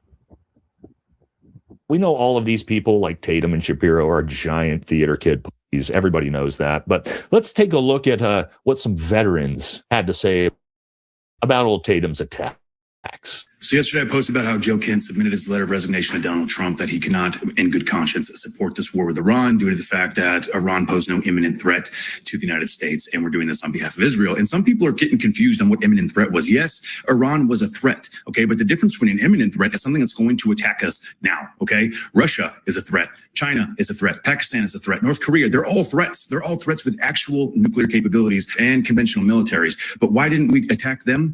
Oh, because Israel doesn't want to attack them. But of course, neocons and the Zionist cucks are coming out of the woodwork to bash Joe Kent. Let's read some of their messages. I think Joe Kent is a coward. I think he's a coward, and he should be ashamed of himself. If anyone is a coward, it's Talmud Tatum right here, okay? You bow down to the synagogue of Satan and call yourself a Christian. That is the most cowardly thing you can do. Cowardly of spirit, cowardly in your soul, cowardly in the flesh. Calling Joe Kent a coward. You know what? I pray that the veil of Moloch be pulled from your eyes. Joe Kent, thank you for your service, but you are a coward for what you did. Well, I respect the hell out of all police officers, even if you only did 3 years like Officer Tatum. But for one man to call another man a coward for following his conscience, no matter what the repercussions, is freaking insane. Especially if that man that you're calling a coward did 11 combat deployments and then lost his beloved wife to an IED. I could go on and on about the horrors of war, but there's only one word that describes it: ineffable. You can't describe how bad it is. So whether you agree or disagree with what Kent did, one thing he's not, Officer Tatum, is a freaking coward, homie. All right, so that's what real men think about your sloppy chess. Also, let's get some other takes from the internet. Joe Kent, by the way, is totally correct about this. This is a complete break from America First foreign policy. You broke your promise. You betrayed America first. Consequently, he's stepping down. And what does Trump say? Well, he was always bad on security. Really? Then why did you appoint him to be the director of counterterrorism if he was so bad on security? Yes, and here's where the pathetic MAGA smear campaign burns in. Let's think about a few things, like Nick said there. Yeah, so supposedly, according to Trump, Joe Kent's always been weak on security and then makes the conscious decision to put him. He's weak on security because he didn't want to do the Iran thing. So that means he's weak because he didn't want to go along with bullshit. So he actually did the most courageous thing that any of Trump's administration could do, and that's walk the fuck away. Stand for something. Don't let no damn Trump. Everyone at Trump administration is being tested. Trump has immunity, but the rest of those fuckers don't. Keep that in mind. In as the director of the National Counterterrorism Center. Does that make any sense? If that's true, if Donald Trump actually did that while thinking that about him, that would make Donald Trump the dumbest person on the planet. Oh, well, maybe he does think that then.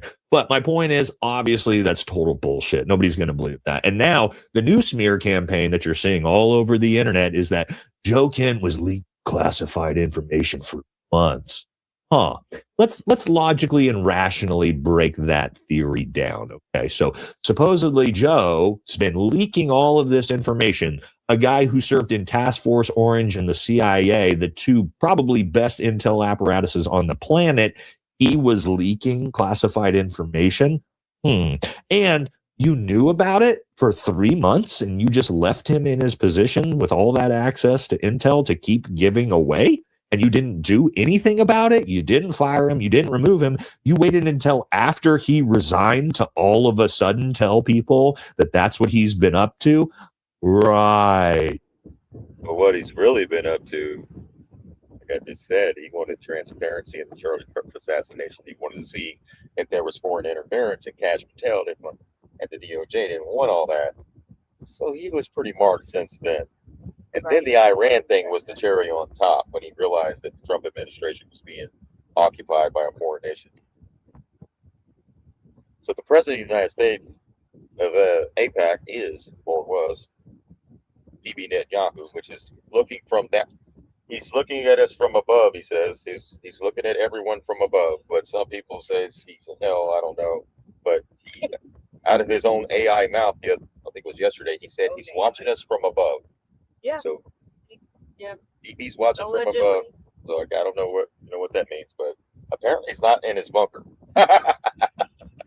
He's not in his bunker. Good one. Good one. So have to try better than this. We all think you're fucking retarded at this point, and this type of shit is exactly why. You got to do better. I know you're flailing. I know all your channels are dead. I know it's brutal. You don't know what to do. You're a fish out of water, but you got to try harder. This isn't going to work. And it's not just Officer Twinkies Tatum that's doing this. It's all of the shills. Of course, Ben Shapiro was right behind on this. Of course, prepare for the dumbest take you've ever heard in your life. Well, this morning, Joe Kent quit his job at the National Counterterrorism Center and issued a scathing letter designed to undermine President Trump. The letter is deeply, deeply conspiratorial. It states openly that, quote, Iran posed no imminent threat to our nation, and it is clear that we started this war due to pressure from Israel and its powerful American lobby. Duh. Now, that is conspiracy trash. It's also kind of strange since President Trump has said that it's conspiracy trash. So apparently... Oh, it's conspiracy trash because President Trump said so. Right. All right, so let's take a pause. Everybody out there, and I really want for all the MAGA dipshits that are still lingering around the channel to actually listen to this and think about this. Use your brains a little bit. Who do you think has better access to information and understands all of this better? Joe Kent, this guy with 11 combat tours who served again as a Ranger, Green Beret, and Task Force Orange and CIA paramilitary, was also the director of the National Counterterrorism Center with access to more intelligence than any of us could ever imagine, who's come to that conclusion. Or Ben Shapiro, this guy who, again, has zero understanding of the Middle East, never even been there outside of going to our greatest ally, never served, never fought a war, no foreign policy or foreign conflict experience whatsoever, is absolutely fucking clueless on any of this. You get to make the decision. Who do you want to be ideologically aligned with? This guy or these retards? all right, which one, guys? Don't alienate the veterans for these clowns. Don't alienate the veterans, guys. That's not a good look. Because you want to play different Republican, whatever party politics. All right, you got to wake up and realize that MAGA's been infiltrated by foreign agents, and they are all up in your podcast, right? And I'm sure that most people have identified them. That's why they're no longer. They've had 3 million, 7 million subscriber channels and only get 20, 30,000 views. Still more than I get, but didn't Tatum take down his conflict saying? Oh, did he? No, Didn't he show it? he deleted his comments. Oh yeah.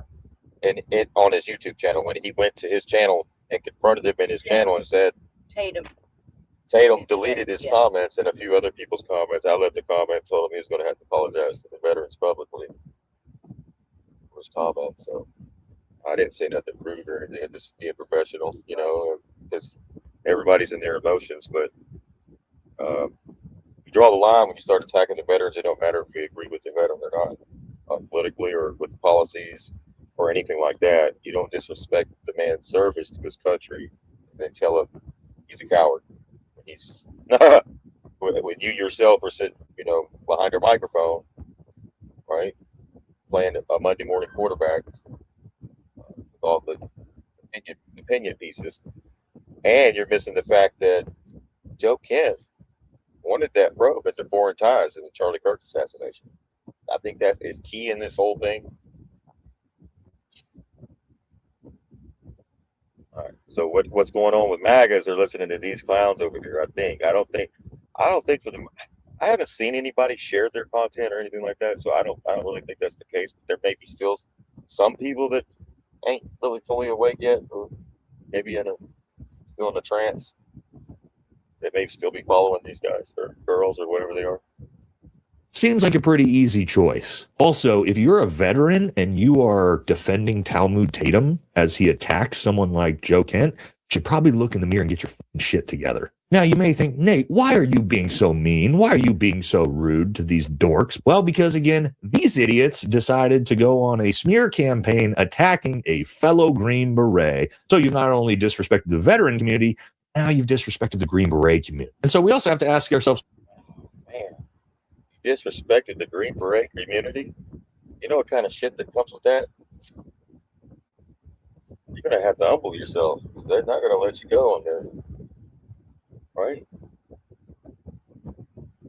the veteran community, now you've disrespected the Green Beret community. And so we also have to ask ourselves, who's even watching these people at this point? Who's watching Handmade Tatum? Who's watching Ben Shapiro? And well, it turns out not very many people anymore. So here's Tatum's YouTube page. We should take a look. 4 million subscribers nearly. Oh my God. What do those view numbers look like? They must be massive. Like channels like Candace Owens or Tucker Carlson, he must be doing 500,000 to 1 million views a video, because that's what that subscriber number would definitely suggest. And let's take a look. 57,000. Oh, and then we got the one he paid for here.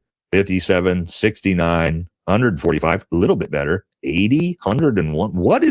What? Those are pretty good numbers for a channel with about 100,000 subscribers. But Tatum, you've got 4 million subscribers. Woo, what is happening? And I'll put my YouTube channel up here so we can just compare side by sides of what those numbers really look like. So here's my channel just for comparison. Only 468,000 subscribers. So Tatum has about 9 times as many subscribers as me. So you would assume he's got about 9 times the views. Let's see on average.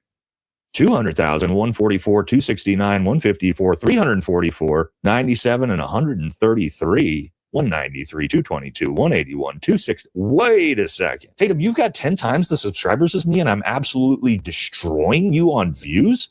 Man, rough times. But at least Ben Shapiro, right, who's got, I think, close to 7 million subscribers, he must be doing decently at least. Now, we know Ben obviously buys YouTube videos sometimes on his channel, but ever since Bibi Netanyahu went missing, I've been noticing Ben's channel looks a little bit suspiciously different. It's almost like the money printer dried up for buying views. Let's take a look again. 7 million YouTube subscribers. Holy shit, he must be crushing. 31,000, 63,000, 92,000, and then you have the one he bought views on here. 103, 29,000 4 days ago, 33,000 4 days ago with 7. You can buy views. What the hell is that? How do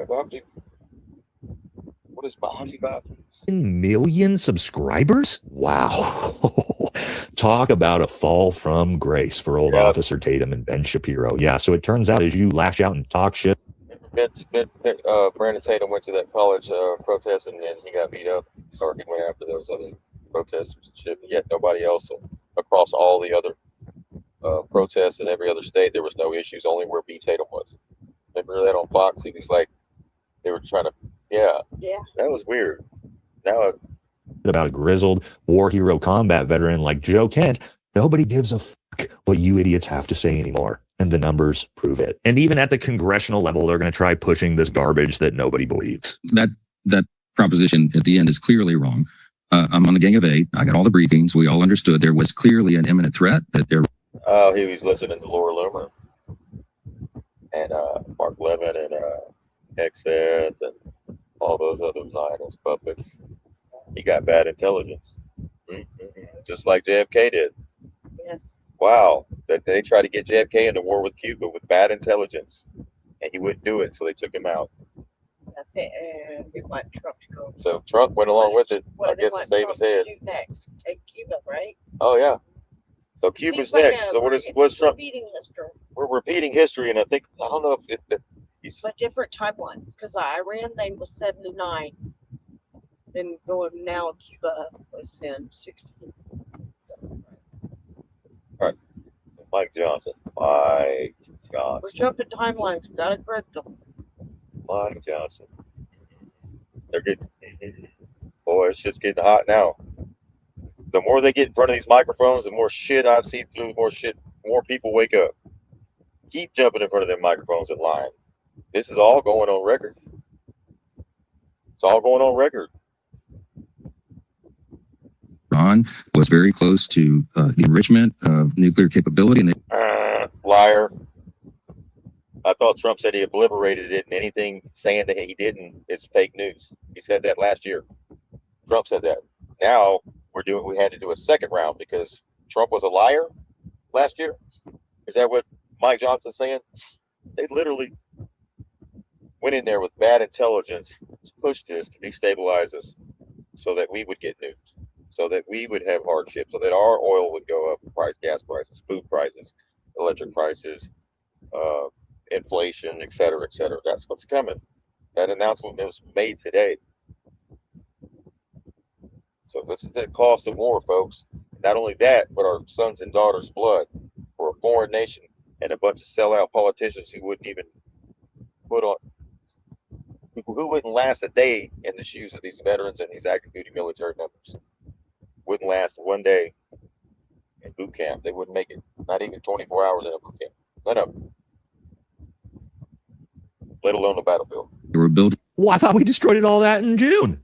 Oh, I didn't realize they were really close again. Oh, thanks, Mike. Yes. Got him. Got him. I know it sucks it probably sucks for a lot of people because they got to sit here and go, okay, Trump's lying to us. Yeah. Yeah. Yeah, Trump's lying to you. That's it. And if you haven't crossed that hurdle yet, then you're going to have a hard time the next few months and even maybe years. Sounds like you guys had great intel. Yes, Joe's wrong. And even Tulsi Gabbard, who literally said the same thing 6 months ago and was told to shut her mouth by Donald Trump, she's obviously switched sides on that. But no, nobody with an above room temperature IQ believes that Iran was an imminent threat. Now, of course, they're a threat to us, just like China and Russia and North Korea and whatever adversaries that we have out there. But imminent threat, there's no evidence to that whatsoever. Nobody actually believes that. Everybody knows. And Donald Trump admitted himself with his frontal lobe dementia the other day, 3 days ago, I believe, came out and said that specifically the reason why he started the war was because Jared Kushner and Steve Witkoff told him to. But let me make this clear. If you support... There you go. Yes. Go back to that. Trump said that? Yeah, because he's listening to These them, people are so fucked. the people Excuse that my are language. surrounding him, instead of listening to us, the people. Supposed to. And his campaign promises that he made to the people to get their vote was no more wars, And no so regime change. that's why they're holding him accountable. That's what we're supposed to be doing. This is the age of accountability, right? Benny Johnson said, "Nuh-uh, 77 million people voted." Okay. They're supposed to be serving us, and they're not. They're dominating over us and saying they're doing what they want to do to enrich themselves. And Trump said they're making a lot of money right now, and these gas prices going up. Yeah, the oil barons, all sorts of, There's no evidence to that whatsoever. Nobody actually believes that. Everybody knows. And Donald Trump admitted himself with his frontal lobe dementia the other day, 3 days ago, switched sides on that. But no, nobody with an above room temperature IQ believes that Iran was an imminent threat. Now, of course, they're a threat to us, just like China and Russia and North Korea and whatever adversaries that we have. The only threat to the world is this Netanyahu. Weapons of mass destruction lies after 9/11. Before he was trying to get into Iraq, right? Now Iran had a nuke for 30, 40 years now, and right after the Epstein files release, all of a sudden they want to go to war. At that timing, just after 30 years of propaganda, after the Epstein files drop, boom, then this war. That's a hell of a shit. That's not a coincidence. I don't know what's in the damn files, but whatever it is, it must be something pretty bad Out there, but imminent threat. There's no evidence to that whatsoever. Nobody actually believes that. Everybody knows. And Donald Trump admitted himself with his frontal lobe dementia the other day, 3 days ago, I believe, came out and said that specifically the reason why he started the war was because Jared Kushner and Steve Witkoff told him to. But let me make this clear. If you support this war, support the people attacking Joe Kent, you're not a patriot. Wait, Jared Kushner, who voted for Jared Kushner? Anybody? No. Is Jared Kushner working at the Pentagon or any kind of government employee at all? And who the hell is Jared Kushner doing in Witkoff? What are they doing, and why they have so much of an impact on the Trump administration's decisions of bombing other countries? Are they stepping on the feet of everyone in these positions that were put there to keep us safe? And now we got to pay for it. Okay, you're not. Real patriots stand up and say, hey, what our government is doing right now is corrupt, is unjust. The fact that we keep sending hundreds of millions of dollars to foreign countries and spending hundreds of millions of dollars on Middle East wars for no fucking reason while the economy tanks into oblivion and nobody can afford food or fucking housing. Yes, actually standing up and using your platform to protest against that, that is called actual patriotism. Go live in the foreign fucking country. Go get the fuck out of here, because here we're America first and America only. And we are sick and fucking tired of this bullshit. So that's my point. There you go. Where we're at. The veterans are sick and tired of it. They're going to speak out. Patriots speak out. They don't stay silent and say, oh, 77 million people voted for this. No, we voted for no wars, you dumbass. Vets take their oath extremely seriously. Oh, yeah. More than, I mean, the politicians take an oath too, right. But they don't hold by it at all, right? So now, Fed Chair Powell warns Americans that inflation is going to spike hard, folks. Oh, yeah. Yeah, they said that was coming. It's going to spike hard. Y'all got that? This isn't a podcaster saying this. It's the Fed Chair saying this. All right.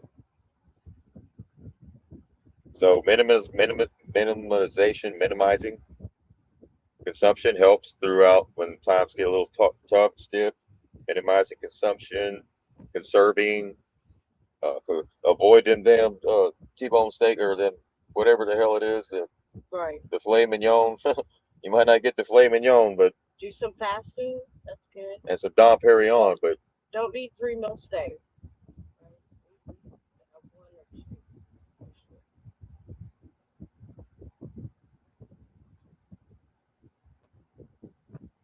So there you go. JD Vance is now blaming the gas prices on guess who? Guess who, Nadine? Who do you think they're blaming the gas prices on? Candace Owens. That's a joke. Don't give him any ideas. Don't be saying that now. Come on, man. Tucker. No. Let's see what Joe Biden. Oh yeah, it's always Joe Biden. Oh, I forgot that. I read that today. What a dipshit. Yeah. The gas prices today are Joe Biden's fault. That's why they're going up. You know. The truth is, it's a scam. Okay. First off, the oil that they've already purchased that shouldn't go up overnight. It was already paid for. Joe Biden doesn't even know he's alive, right? No. Joe shot JD Trance. Nice try. I guess. And guess what else is going on? What's that? Starting in January. Well, it's not final, but they're proposing on it. Like it's not already high enough. Oh, and today we hit 39 trillion in debt. Today was the day we hit. The debt right now is 39,000 and rising. There is no way I'm going to be able to pay my fair share. Oh, you can't pay it with fiat. Yeah, and that debt is. That's why it never goes down, because we're dealing with fiat. Their debt, not ours. That's their debt, right? So because they took us off the gold standard, which we would have never gotten that. So they're responsible for that debt. Yeah, this is their debt. But they make it look like it's us, so that we could. Right. So the only way to pay off a debt is gold and silver. And how long would it take for $1 trillion to be paid? It would be forever because it just keeps getting interest. Well, they said if you get paid $1 million a day for the time when Jesus was born to now, you would only get if you spent. Let me finish. Hold on. If you spent $1 million from the time Jesus was born, if you spent $1 million a day, and you could fast forward to today, you would only spend $1 trillion. That's crazy, huh? Now we're at 39. I think we should just be shaking like a globe, one of those globes with the snow in it. Right. Yeah. And everybody got to just start over and behave themselves. Right. Right. Yeah. Yep. Oh, here's another thing. CNN now says, CNN was bought by Larry Ellison, right? And a few other news channels. Well, they now give Trump on CNN. They give Trump a 100% approval rating now that Larry Ellison took over. No.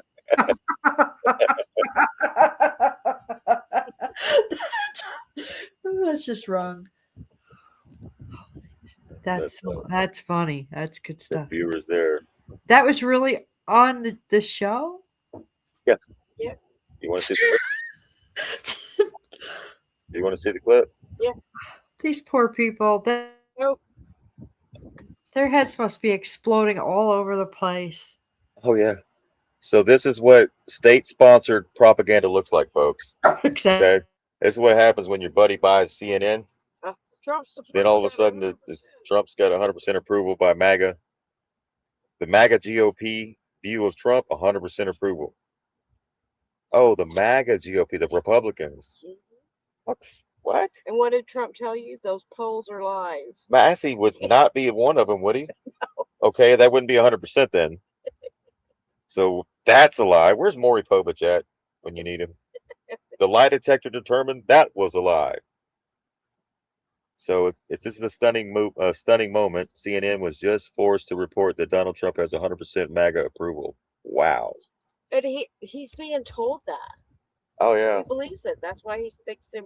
We Yes. all think he's doing a great job. Oh yes, sir, Trump. They love the fact that you went against all your campaign promises, sir. They're so ecstatic that you have yet to fulfill one of them. I wonder if when he finds out the truth, what his reaction's gonna be. Oh, sir, they're not worried about Fauci walking down the strip with his wife to the beach. No, and then the fact that your DOJ still hasn't brought him to justice. They love you for that. Oh, Trump, they also love Operation Warp Speed. Oh, here's another thing, Trump. Gas is $1.98. You need to say that to everybody. All right, so the I did that stickers are still good to go. You can still use these on the pump. According to JD Vance, Biden is the reason why the gas pump prices are going up.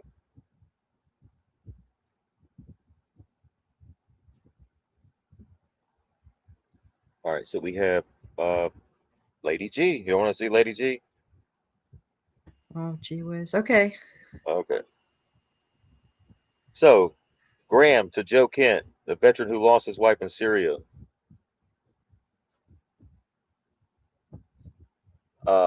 What are you doing? You're giving aid and comfort to a lie. Graham attacks a veteran who lost his wife. There's another guy that attacked Joe Kent. These are the MIGA. This is MIGA. This ain't MAGA. And then MIGA is make Israel great again for Lady G and make Iran great again. Right? While we have to pay, inflation's going up here, gas prices are going up here. But hey, let's go bomb a country that gives their citizens 40 cents a gallon for gas. That's what we do. And then in return, ours goes up to $5 to $10 a gallon because of this stupid ass decision for a bunch of damn warmongering idiots in the president's ear. So Graham attacks a veteran who lost his wife fighting for America because Kent's wife died with an IED. She got blown up, guys. Meanwhile, Graham spends his life sending others to die for Israel.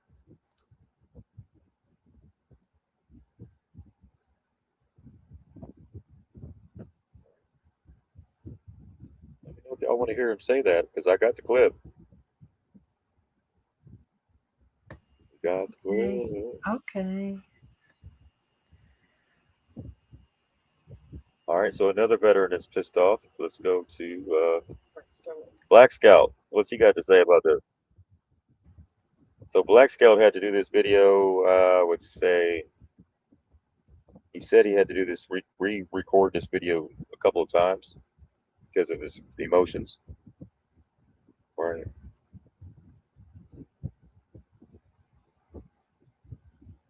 Am I on the screen? Okay, I still got to add it. Put that on there. What is this?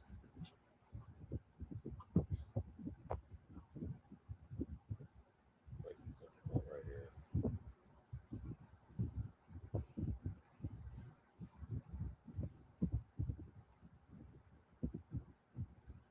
Give me 1 second. There it is. There it is. All right, let's add this to the screen here. All right. Damn, Lady G.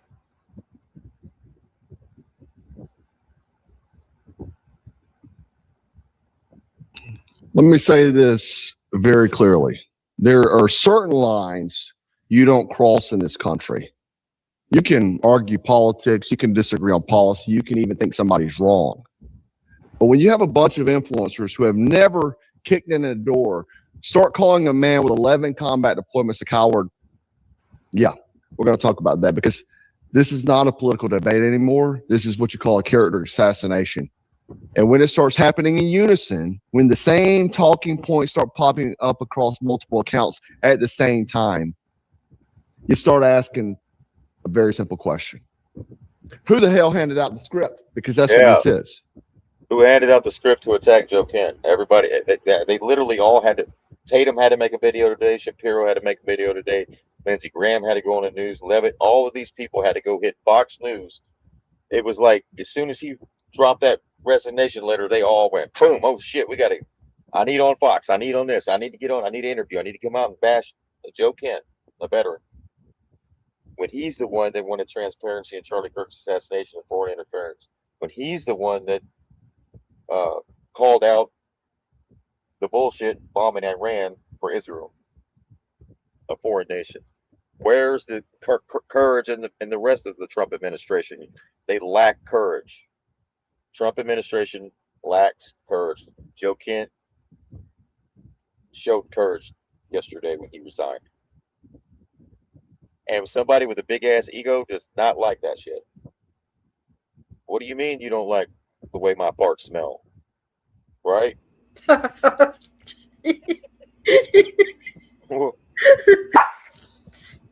going to set the stage. Right? I mean, they follow Trump around like literally like a god. Like they say his name and Jesus. When they speak of Jesus, they mention Trump in the same sentence. The orange glow everywhere. They've lost their damn minds. When the same talking points start popping up across multiple accounts at the same time, you start asking a very simple question. Who the hell handed out the script? Because that's what this is. Now I'm going to set the stage for you. This is what's happening. Now, obviously, a lot of people know Joe Kent resigned from the position over disagreements with the Iran situation. Did a video about it last night. If you didn't watch it, go check it out. Immediately after that, the narrative machine spins up. Suddenly, he's weak. He's a coward. He's a leaker. He can't be trusted with national security. And I'm watching this unfold, like thinking, hold on. Because none of that was the narrative before he resigned. Not a damn whisper, not a leak, not a rumor. But the moment he steps away, he calls it out, suddenly the smear campaign appears. Now, let me first, because I got a lot of comments on my video talking about the leaker nonsense, okay? This accusation. Because this is where the story falls apart. If Joe Kent was actually leaking classified information, why was he still in the position? If it was known that he was a leaker, why was he still in that position? Why was he anywhere near the intelligence pipeline? If someone is removed from presidential intelligence briefings, that means they are effectively cut out from the information flow. Listen, Karen Levitt says it here. It's been a while. It's been a while since the president has seen him here at the White House. It's been a while since he's been involved in the process of. Oh shit, she got a cross on her neck, guys. She's running propaganda in line. I done caught this lady in so many damn lies. It's not even funny. And she wears this cross around her neck and it makes me sick. It makes me so damn sick. It's such a damn slap in the face to everyone else. And you're using this as propaganda to bait Christians that don't have discernment, don't know what the hell's going on here. It makes me sick. Don't put the cross on your neck and then go and lie in front of a camera, folks. You can't serving two masters here. The presidential daily briefs, and he's been actually present for the president's intelligence briefings. This was an individual who was not involved in any of the discussions pre-operation and throughout this operation. I think the president views it as deeply unfortunate that this individual, who the president gave the privilege of working for the administration. The privilege of working for the administration? Wow. Now it's just a privilege to work for the administration? You're supposed to be serving the people, Caroline Levitt. Duty. It's not a privilege to work for the administration. You should be privileged to be working for the people. That's what you, not Trump, you dumbasses. People are such, boy, a privilege to work for this administration. Oh, the nerve of this lady.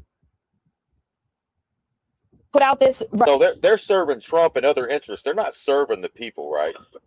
No. Their victories aren't your victories, folks. No. Their victories aren't our victories.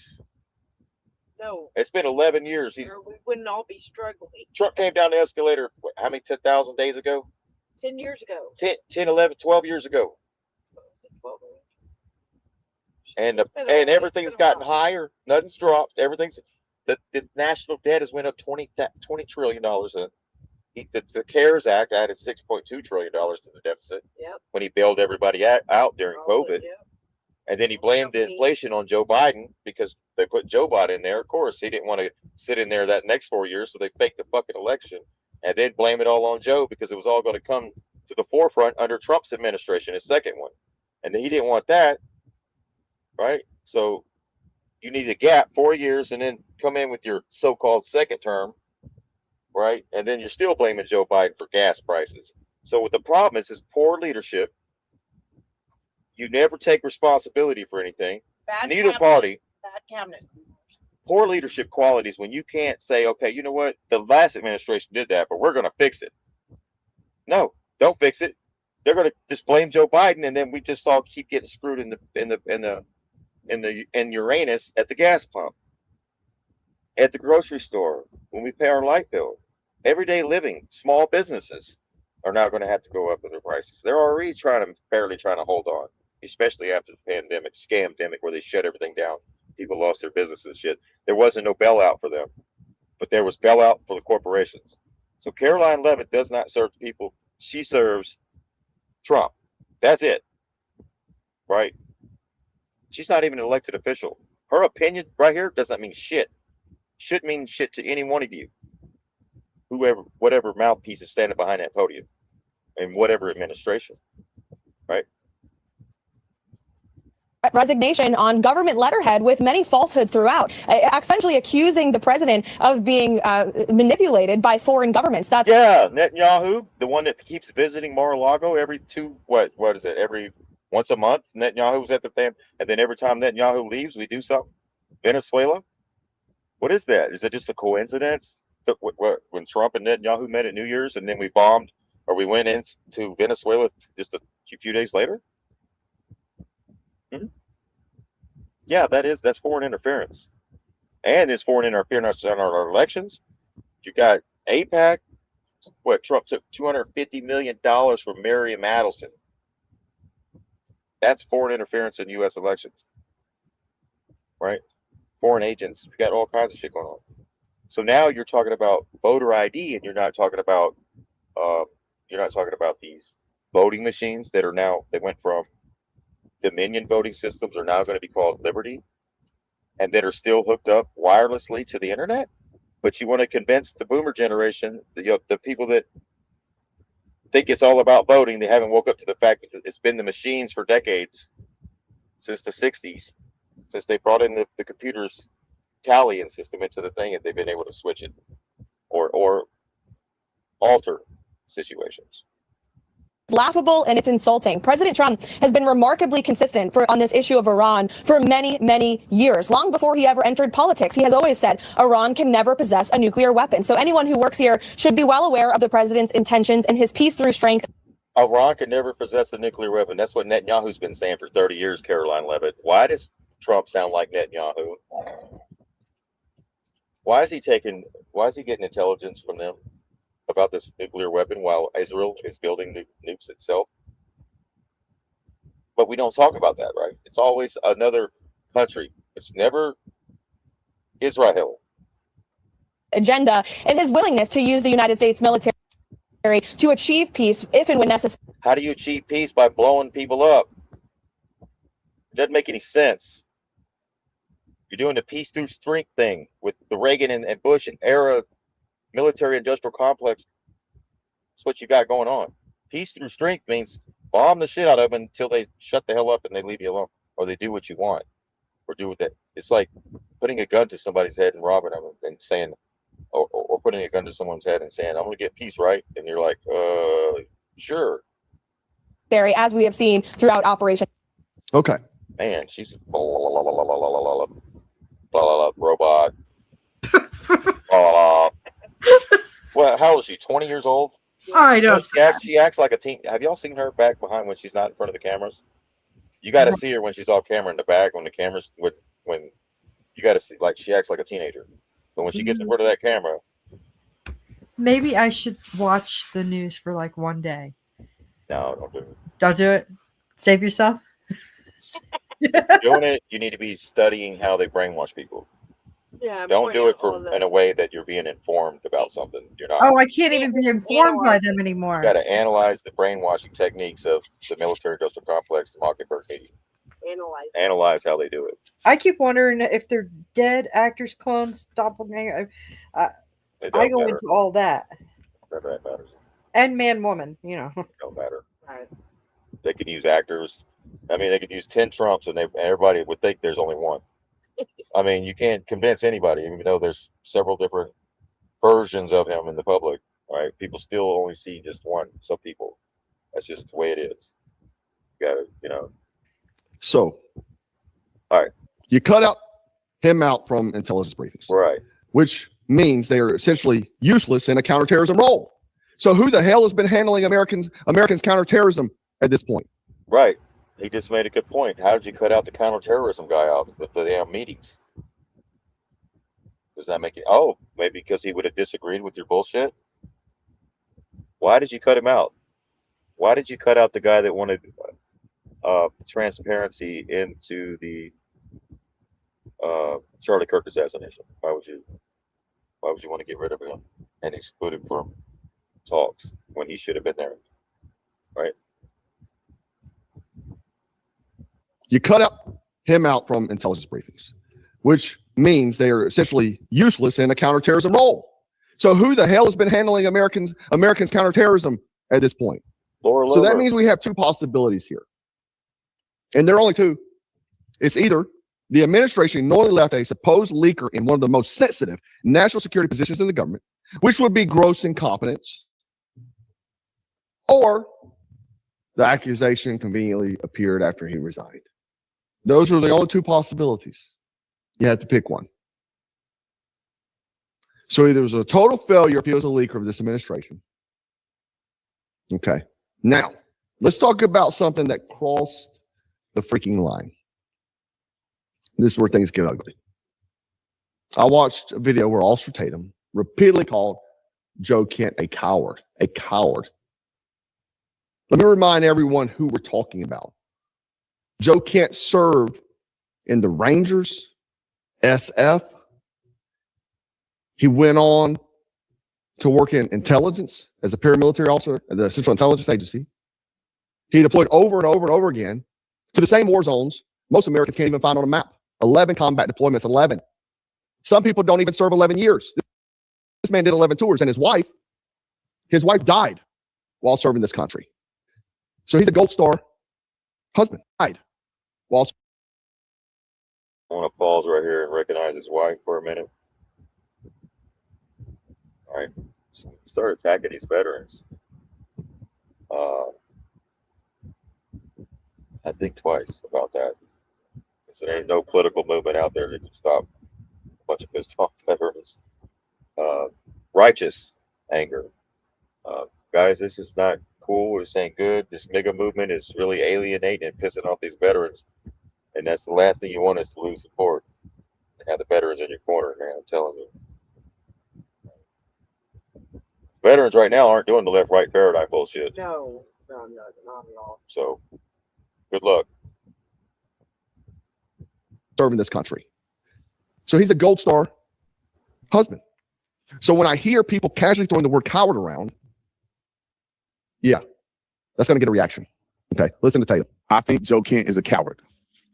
I think he's a coward. I think you're a loser. I think you're heavily overweight. He's got a supplement brand. It's not working. It's not working. And he should be ashamed of himself. He should be honored for the service that he committed to this country, but he's a coward for what he did.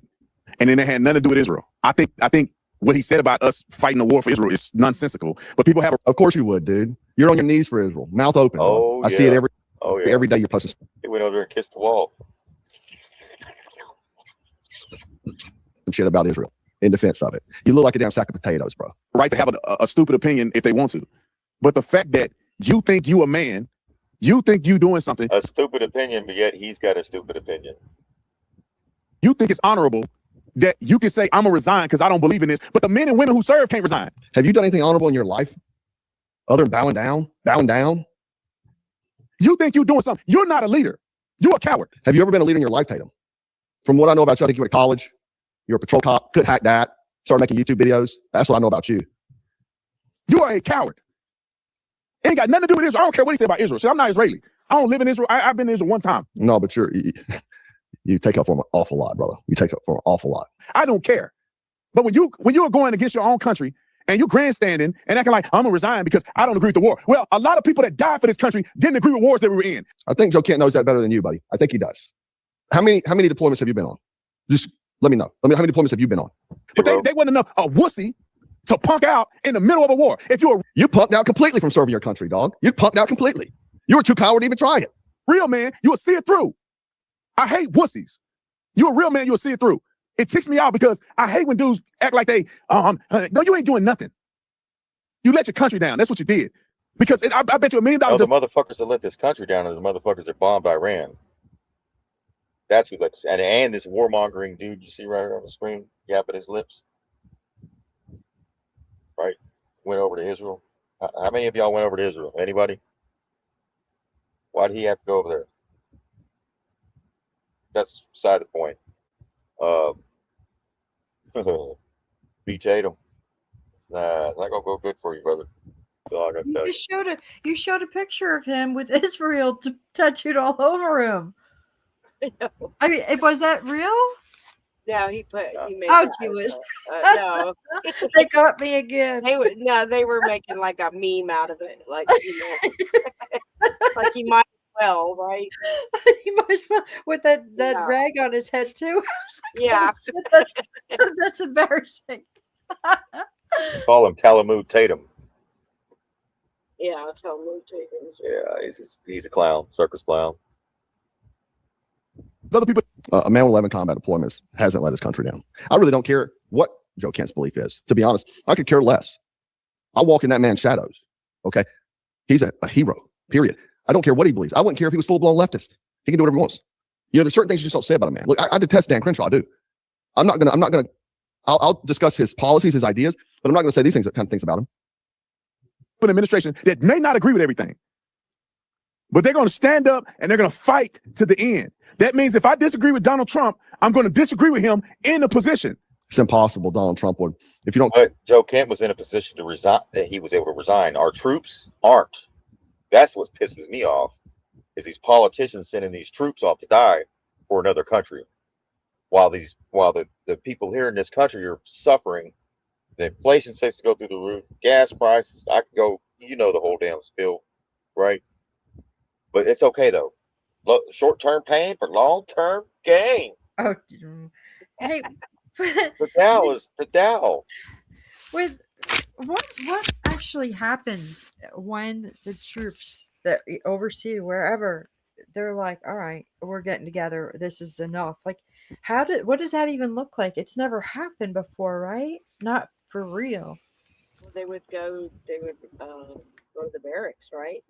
But There's they a couldn't process. take all of them if they wanted to.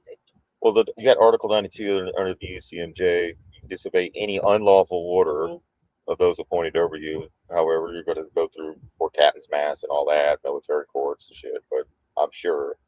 But I don't think this war is going the way it is.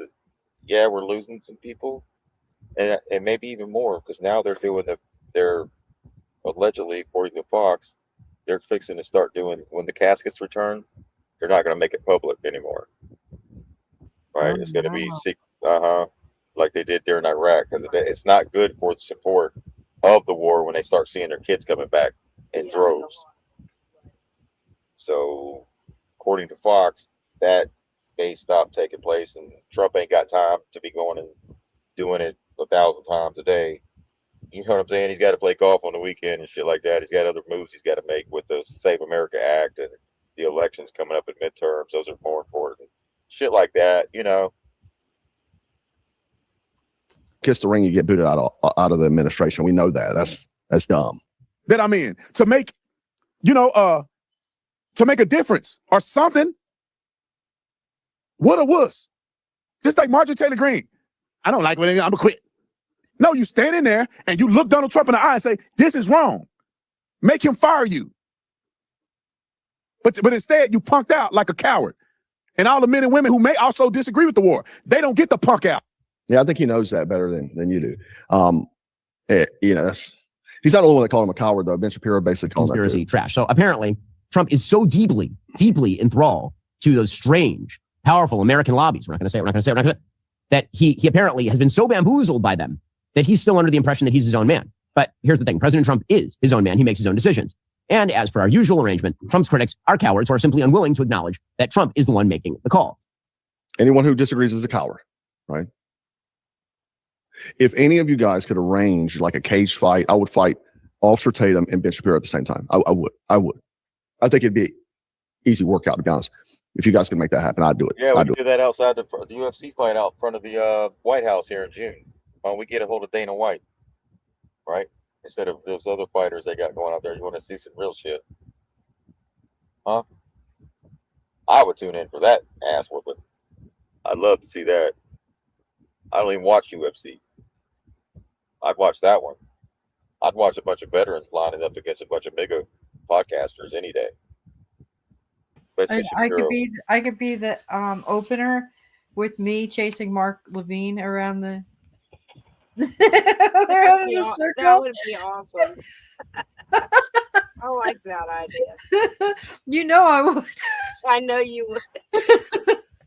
That would be awesome. Who are simply unwilling to acknowledge that Trump is the one making the call. Anyone who disagrees is a coward, right? That's cultist like mentality. If you can't critique the leader of your movement, then you are in a cult. It's cult behavior. That's a problem.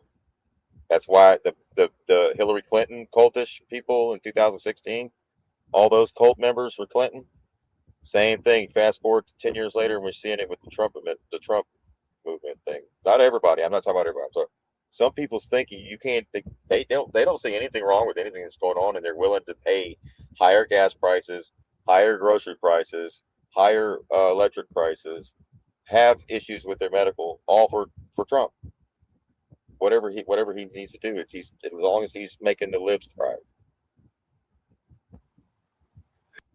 If any of you guys could arrange like a cage fight, I would fight Officer Tatum and Ben Shapiro at the same time. I would. I think it'd be an easy workout, to be honest. If you guys can make that happen, I'd do it. Anyway, that word means something, especially to people who've actually been there. There's certain rules in the veteran community, man. They're not written down, but everybody understands them. You can debate politics all day long. You can even think someone made the wrong call, but you don't sit behind a microphone and call a man with a record a coward. It's disrespect at its highest. And if you actually ever served, you know exactly what I'm talking about. But what makes this even more interesting This didn't just come from one account. It started popping up everywhere. Same narrative, same accusation, same talking points. Almost like everyone got the memo at the same time.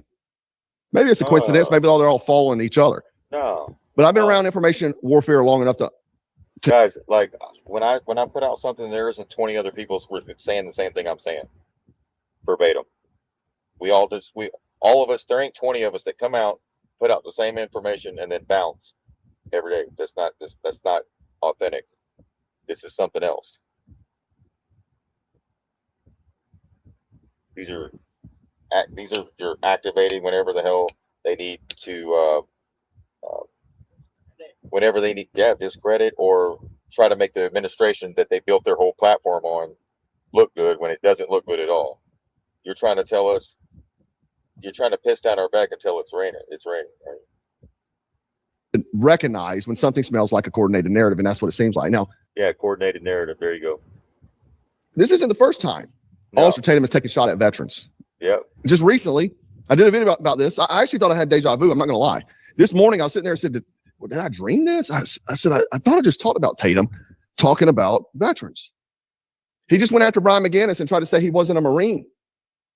You had Officer Tatum watching the clip saying, you ain't a Marine. You're a Marine. You ain't really a Marine. Hold up a second. Okay.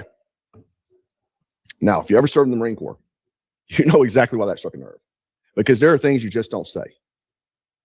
And you don't tell a Marine he's not a Marine. That is a line that will get your ass kicked.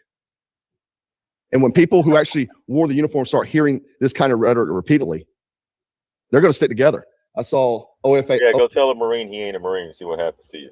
I don't give a damn if that Marine's 90 years old. Go tell him he ain't a Marine. He'll be 20 years old all over again and up in your ass. Talk about Semper Fi. OAF Nation posts this today. Despite the fact that plenty of us don't agree with Joe Kent's political stances, the veteran community isn't about to sit back and say nothing while these MAGA pussies and Epstein class smear a dude who hung his nuts out on 11 combat deployments to the same place so many of us lost our friends, youth, and innocence. I got homies that's ruined for life. Ruined. Missing eyes, fingers, limbs. I got buddies missing legs from a cable breaking on the flight deck. Took his legs off. So don't sit behind a microphone running your mouth. We had Tulsi, good friend of Joe Kent, okay? They had a close working relationship. But then last night, the political winds kind of shifted. The alliance kind of disappeared. She put out this statement. It seemed like a lot of people were like, saying, man, she changed sides. She kind of went Judas on us, okay? Almost like Joe Kent was suddenly found himself standing alone. I thought all this until today's briefing, where she was asked directly. Noted in your opening statement, you're here fulfilling a statutory responsibility and that your testimony, quote, represents the IC's assessment of threats, correct? That opening statement, as submitted to the committee in advance of this hearing, stated that as a result of last summer's airstrikes, quote, Iran's nuclear enrichment program was obliterated, end quote, correct? That's right. And is that in fact the assessment of the intelligence community? Yes. So the assessment of the intelligence community is that Iran's nuclear enrichment program was obliterated by last summer's airstrikes? Yes. And the opening statement you submitted to the committee last night also stated, quote, there has been no effort since then to try to rebuild their enrichment capability, end quote, correct? That's right. And that's the assessment of the intelligence community. Yes. The White House stated on March 1st of this year that this war was launched and was, quote, a military campaign to eliminate the imminent nuclear threat posed by the Iranian regime, end quote. That's a statement from the White House. Quote, the imminent nuclear threat posed by the Iranian regime. Was it the assessment of the intelligence community that there was an imminent nuclear threat posed by the Iranian regime? The intelligence community assessed that Iran maintained the intention to rebuild and to continue to grow their nuclear enrichment capability. Was it the assessment of the intelligence community that there was a, quote, imminent nuclear threat posed by the Iranian regime, yes or no? Senator, the only person who can determine what is and is not an imminent threat is the president. So that's what she's saying. That's what she was kind of saying in her statement, that no, they weren't a threat. But the president is the one who makes that determination. In her statement, she said the president, who's elected by the people, made the assessment. Okay. She just gives reporting of the facts. And then the president determines based on those facts. But she's saying here they weren't an imminent threat and that their nuclear facilities were destroyed. So how were they going to make another nuclear weapon in 2 weeks? That's the kicker. How are they going to do that? Yeah, how's that possible? You still hear that, Nadine? What? Can you still hear it? Yeah. Yeah. Now, again, all this is bigger than Joe Kent. The bigger issue is something much deeper. We're watching culture develop where influencers, people whose entire job is talking to cameras, feel comfortable attacking the character of combat veterans. If you think about that, men who spent years in war being called cowards by peoples whose biggest battlefield is the comment section. That should bother people. I don't care what side of the aisle you are. Now, if you do this, you're not just attacking one guy. You're sending a message to the entire veteran community, okay? That their service means nothing, that their sacrifices can be dismissed the moment they disagree with a political narrative. And let me tell you something, that community is a lot bigger than most people realize. Millions of Americans, many of whom are watching this situation unfold right now, who's watching this video, and they're noticing who is willing to throw one of their own under the bus. It's just like I talked about yesterday, and I posted this, I think, on X, is that MAGA has just alienated the entire veteran community yesterday. Of course, we got tired of no one being brought to justice. No Fauci, no General Milley, nothing with Afghanistan withdrawal. Obama committed treason. Nothing happened. Nothing keeps happening. Oh, now we have Obama gas prices and groceries are up. Rent is up. Houses are just unaffordable. I could go on. The 600,000 Chinese students, the millions of dollars to Argentina, beef farmers, screw our American farmers, more pesticides in foods. I could keep going. I heard that we took out Maduro. We were going to get a bunch of oil, but now we got Obama gas prices. It's just unbelievable that you would even still follow suit. But as of yesterday, I can tell you, what I've seen, and it's made me very proud, is that veterans stuck together. They're like, no, we're not going to have this. Okay. Not from a guy who never served this country, right? That wants to talk into a microphone. Not from a man who avoided the draft 5 times. Of course, he was in college. That's the thing. Oh, he's in college. Well, how the draft works is after you get out, then you got to fulfill the obligation. I've known people who had to do it. Known people who went to college, then they wind up getting drafted. But then all of a sudden, bone spurs. We have guys trying to re-enlist with missing limbs, but bone spurs kept me out of. I say that's a coward. That's a pussy if you want to say it. Who did the bone spurs? So Trump. Trump had bone spurs and he couldn't join? Here's the real question that nobody seems to be asking. Well, shit, but he's ready to send somebody else. Huh. Mr. Bone Spur. Not bone, but he's playing golf every damn weekend with them same bone spurs.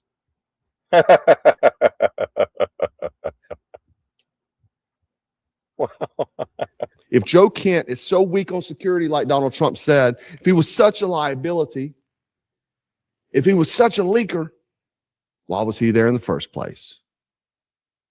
Why was he trusted in that position? One of the most important ones, counterterrorism. Because none of those accusations existed until the moment he stepped away, and now they don't hold water. And the timing raises a lot of questions. And you don't have to agree with Joe Kent. You don't have to support his political decisions. But calling a man with 11 combat deployments a coward, that's cheap. That's a dirty blow. And I think most American people are smart enough to see the difference. Debate policy, debate strategy, debate leadership. But tearing down men who actually carried the burden of this country's wars, that's when you lost the plot. And a lot of veterans are watching this moment very closely. Anyway, guys, before I jump off. There we go. So that last statement, let's hear that one more time. I think most American people are smart enough to see the difference. Debate policy, debate strategy, debate leadership, but tearing down men who actually carried the burden of this country's wars, that's when you lost the plot. And a lot of veterans are watching this moment very closely. Yep. Not business as usual. I know some people may think that, but definitely this is going to go down in history or whatever takes place here over the next few weeks, months, years. So big things.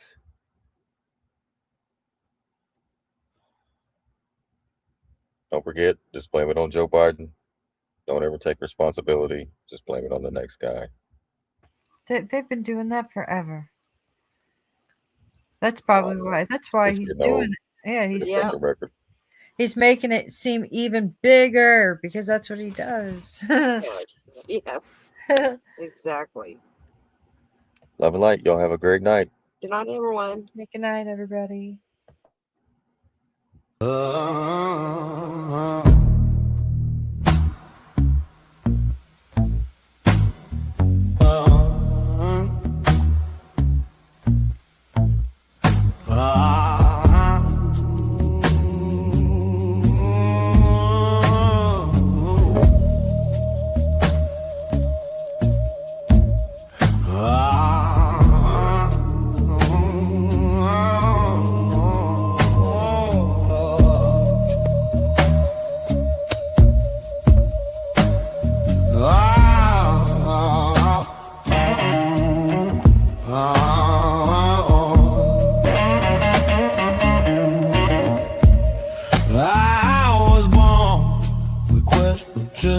Burning holes in my mind.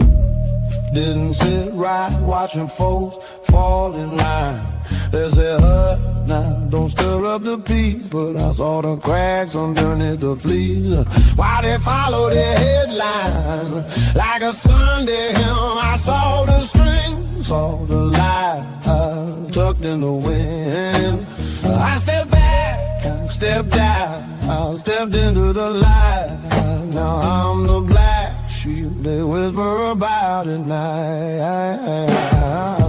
Black sheep, the world in a holding wait, ever waiting. We don't bow down, don't break, don't break, don't obey. Hey, sheep stay grazing with a mockingbird sing. Never a questioning who's pulling the string. We ain't built the same, no, we ain't built the same. I'm the black sheep, wide awake in the flame.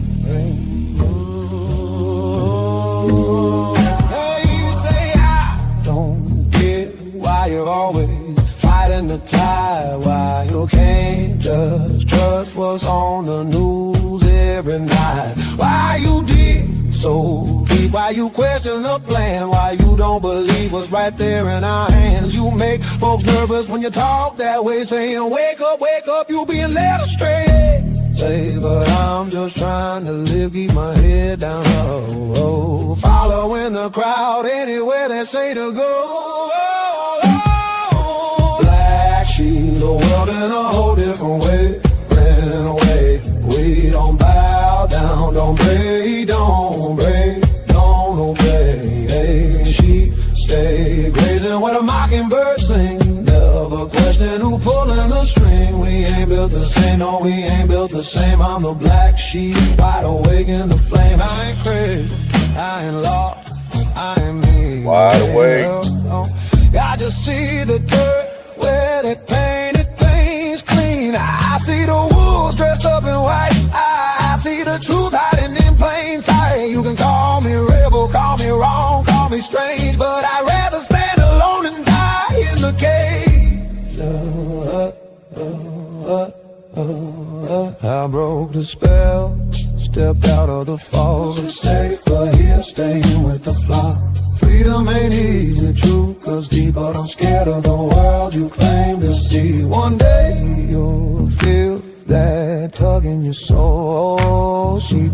Maybe then I'll follow you out of the fold.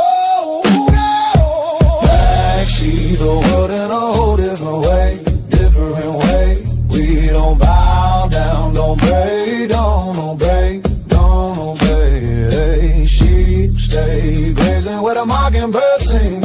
to the cost of the comfort it brings. We ain't built the same, no, we ain't built the same. I'm the black sheep, and I'll stay awake even if I stand alone in the flame.